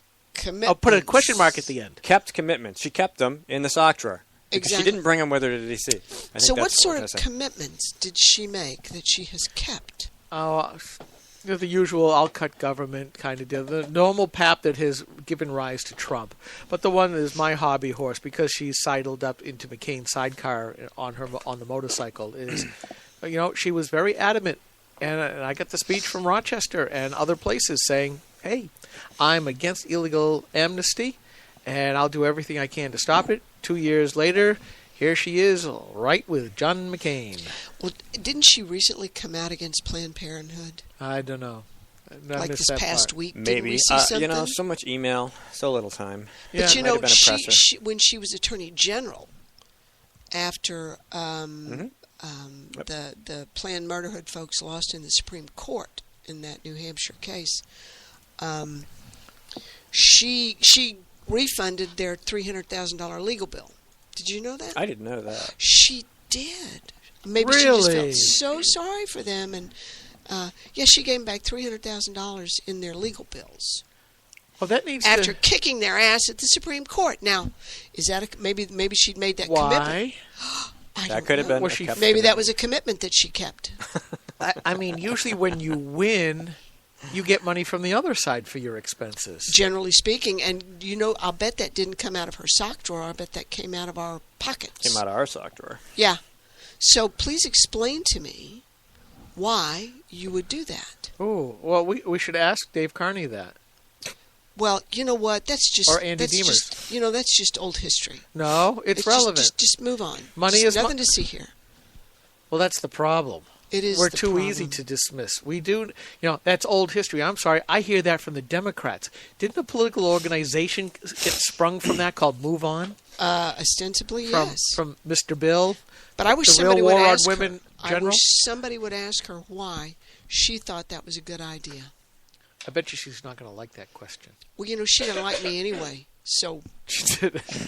We made the mistake of actually congratulating her after she first went down to D.C. We were watching her, and she was actually voting right. She was voting correctly. She's never voted right. Well, okay, I'll go there. But yeah, she was doing a decent job, and there was a whole bunch of us at a table at a political event from Granite Rock, and we said thank you, and she beamed. I don't think she beams at us anymore. Well, I don't know. Or actually, maybe a different type of beam. Yeah. She's beaming. It's not that kind of beam. We're going to take a short break. Everybody hang on, and we will be right back. This is a coalition of New Hampshire taxpayers. We're located at 8 North Main in Concord, New Hampshire. This is a repository for all things conservative and municipal. So if you have a problem in your town, your school, your budget committee, the right to know law, and now at the top of our list is voter fraud. You have a tip for us, some information for us, you want to join or help us out, cnht.org.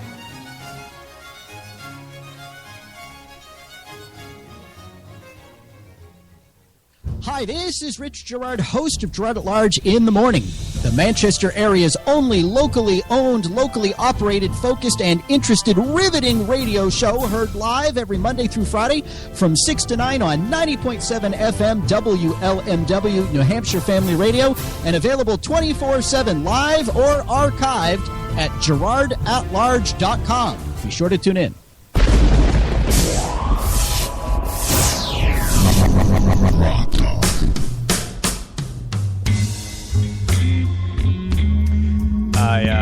I haven't made a blues joke. Is it the Kelly Planned Parenthood blues? And why would you say that? I don't know. Something about $300,000. $300,000. I'd like to have that. So let's ask the question, Senator Ayotte. Why, before you ran for the U.S. Senate, did you refund $300,000 in court fees, legal fees to Planned Parenthood, PP&E? Yeah. After you beat them at the Supreme Court. And how many tax dollars were spent? And how much of that was ours? Beating them. So we spent a lot of money on a good cause. The idea was to do something that was, but then you kind of did something stupid after that. So we want to know why you gave them the money back. Commitment. It may have been a commitment. It may have been a commitment cap. And she kept it. And maybe there's a right to know request in there someplace. Possibly. Because it was still a public legal state thingy, right? Well, she was getting paid with tax money. All right, well, there you go. She wasn't going to pay that $300,000. All you lawyers out there, maybe you want to help pro bono. Could be. Draft a letter, right to know request about the $300,000 refunded to Planned Parenthood and legal fees. We want to follow up with that. I'm sure she's just big-hearted. It could be. Well, people are always big-hearted when it's somebody else's money. Absolutely. Just ask Venezuela. Yeah, no kidding. Puerto Rico. No kidding. Greece. Yeah, Greece. Places that don't have toilet paper. That's right. That's right. could be a Jeopardy question. But you talk about right to know requests. Yesterday, I spent the morning picking up a response to a right to know request that I'm not going to talk about right now, but I have to say that the gentleman with whom I was dealing, who was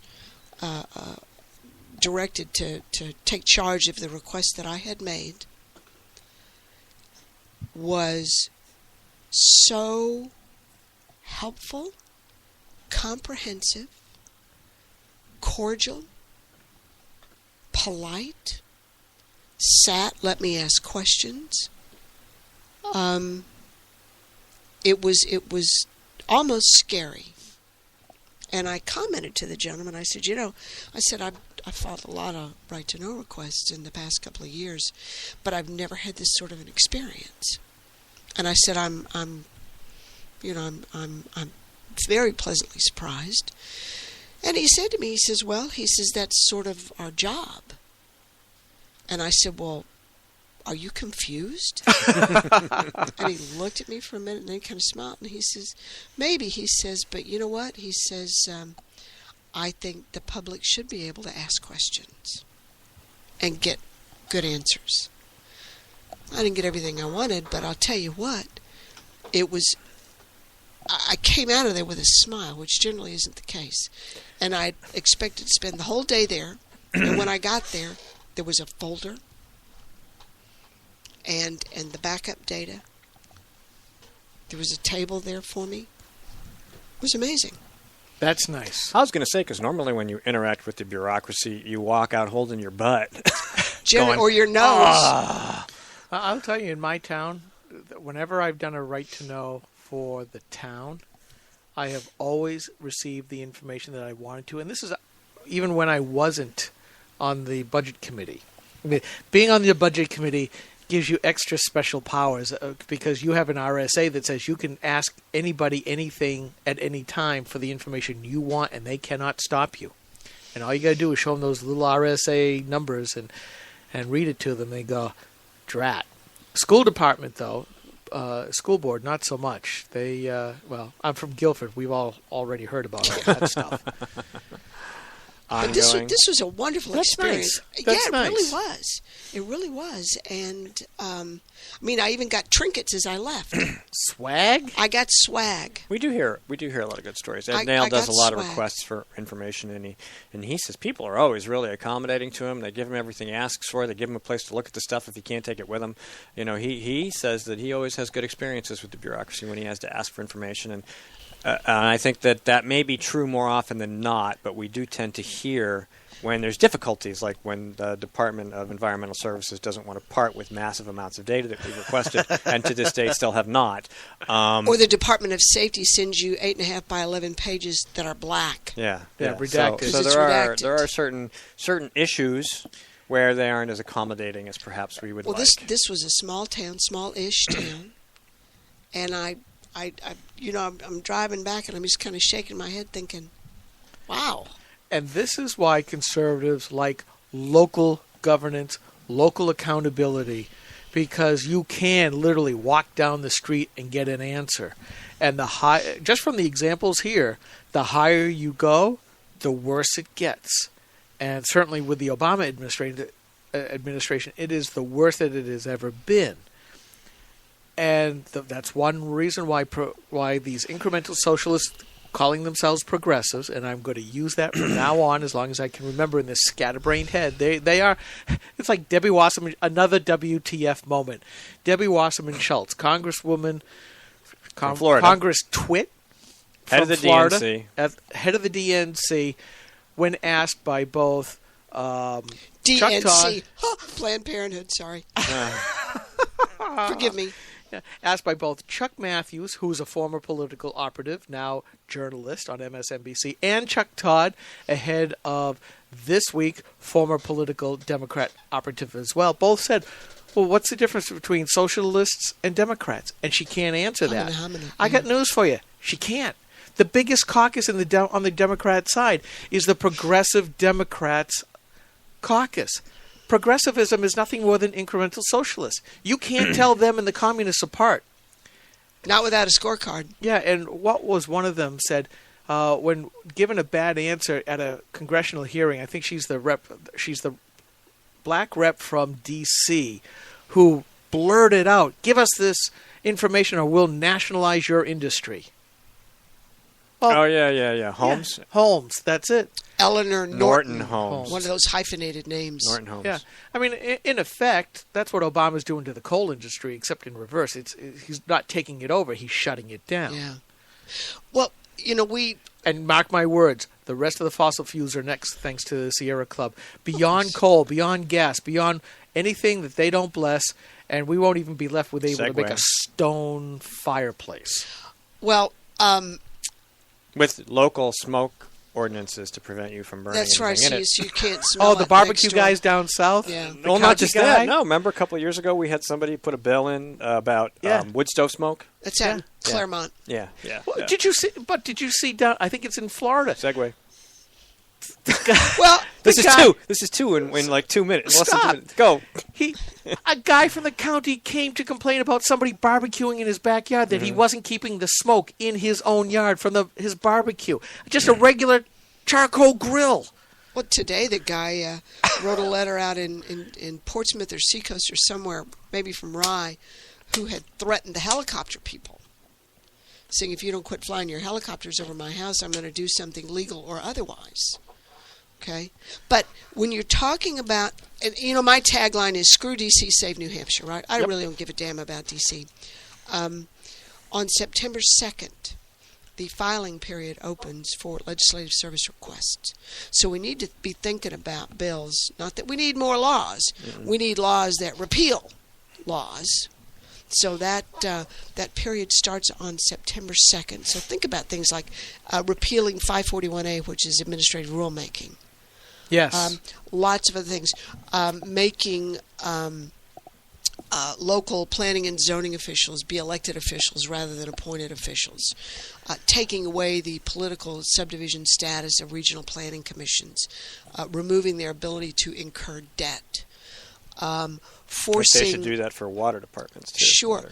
And instead of the commissioner may make rules when a law is passed, forcing the legislature to review the rules before they're ultimately adopted. And so lots of things that can be done. Electing the Attorney General. That would be a great one. Right? I think the one previous to the Attorney General is probably the most important thing, because rules? Yeah. Where administrative agencies can make their own rules and levy their own fines, and certainly criminalize. Does that one cover the courts too?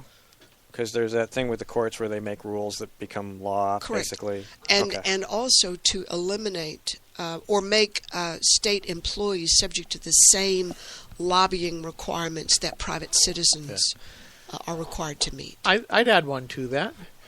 Make me queen of the universe? Mm-hmm. I wish I could have a magic wand and pixie dust to do that. All I end up with is unicorn farts.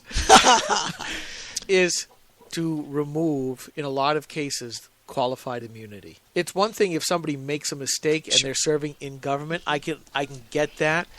But like in the case of Michelle Lavelle, not being able to, she's having that problems. Not supposed to talk about it. Okay, never mind. But we should also make all. Oh, Steve Forster. Steve Forster. And the idea is, but he lost at the Supreme Court.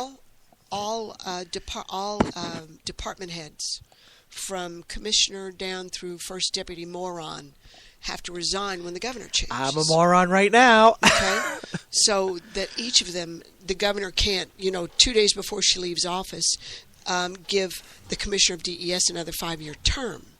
Yes. Okay? We do need to change that rule. The governor doesn't have a lot of power, but the governor and the EC, in one form or another, need to be able to move and replace these people at will. They really do. No, not at will. They need to be required to resign and be reappointed. Oh, but that's so much trouble. Yeah, it is. That's why. Mm-hmm. Okay. That makes sense. That's why you have to do it. So these are all things that need to be done because, let's face it, folks, New Hampshire is a closely held corporation run by a couple of folks and is maybe just 2 indictments ahead of being a criminal enterprise. Pretty close to 2, yeah. Yeah. Pretty close to 2. So I think that... But you're saying that about our government. I am indeed. All right. The Democrats This is the Western where you have the rich, powerful rancher who controls the town, and always, it's the same deal here. We just don't have as many cows. It's called Open Range. Right. It was great. There was Kevin Costner and Robert Duvall. And so that's kind of the situation we're in. For those of you who aren't familiar, the live free or die state is exactly as Susan just described it. There is a cabal of very powerful people who control everything. Yep. And they don't like us because we keep fighting them. Well, like the New Hampshire State Senate Republicans. Well, I tell you what, some of them have been... 20 seconds. 20 seconds. I have one Senate Republican that has not only kept his word, but been a champion on an issue and has not wavered, has not blinked, has stood up. So, when they do right, you're not going to like it. No, it's probably Jeb Bradley. All right, we got to go. It is on that issue. Kill me. All right, we're going to kill you. You're dead. Bye. This is the Coalition of New Hampshire Taxpayers. We're located at 8 North Main in Concord, New Hampshire. This is the repository for all things conservative and municipal. So if you have a problem in your town, your school, your budget committee, the right to know law, and now at the top of our list is voter fraud. You have a tip for us, some information for us, you want to join or help us out, cnht.org.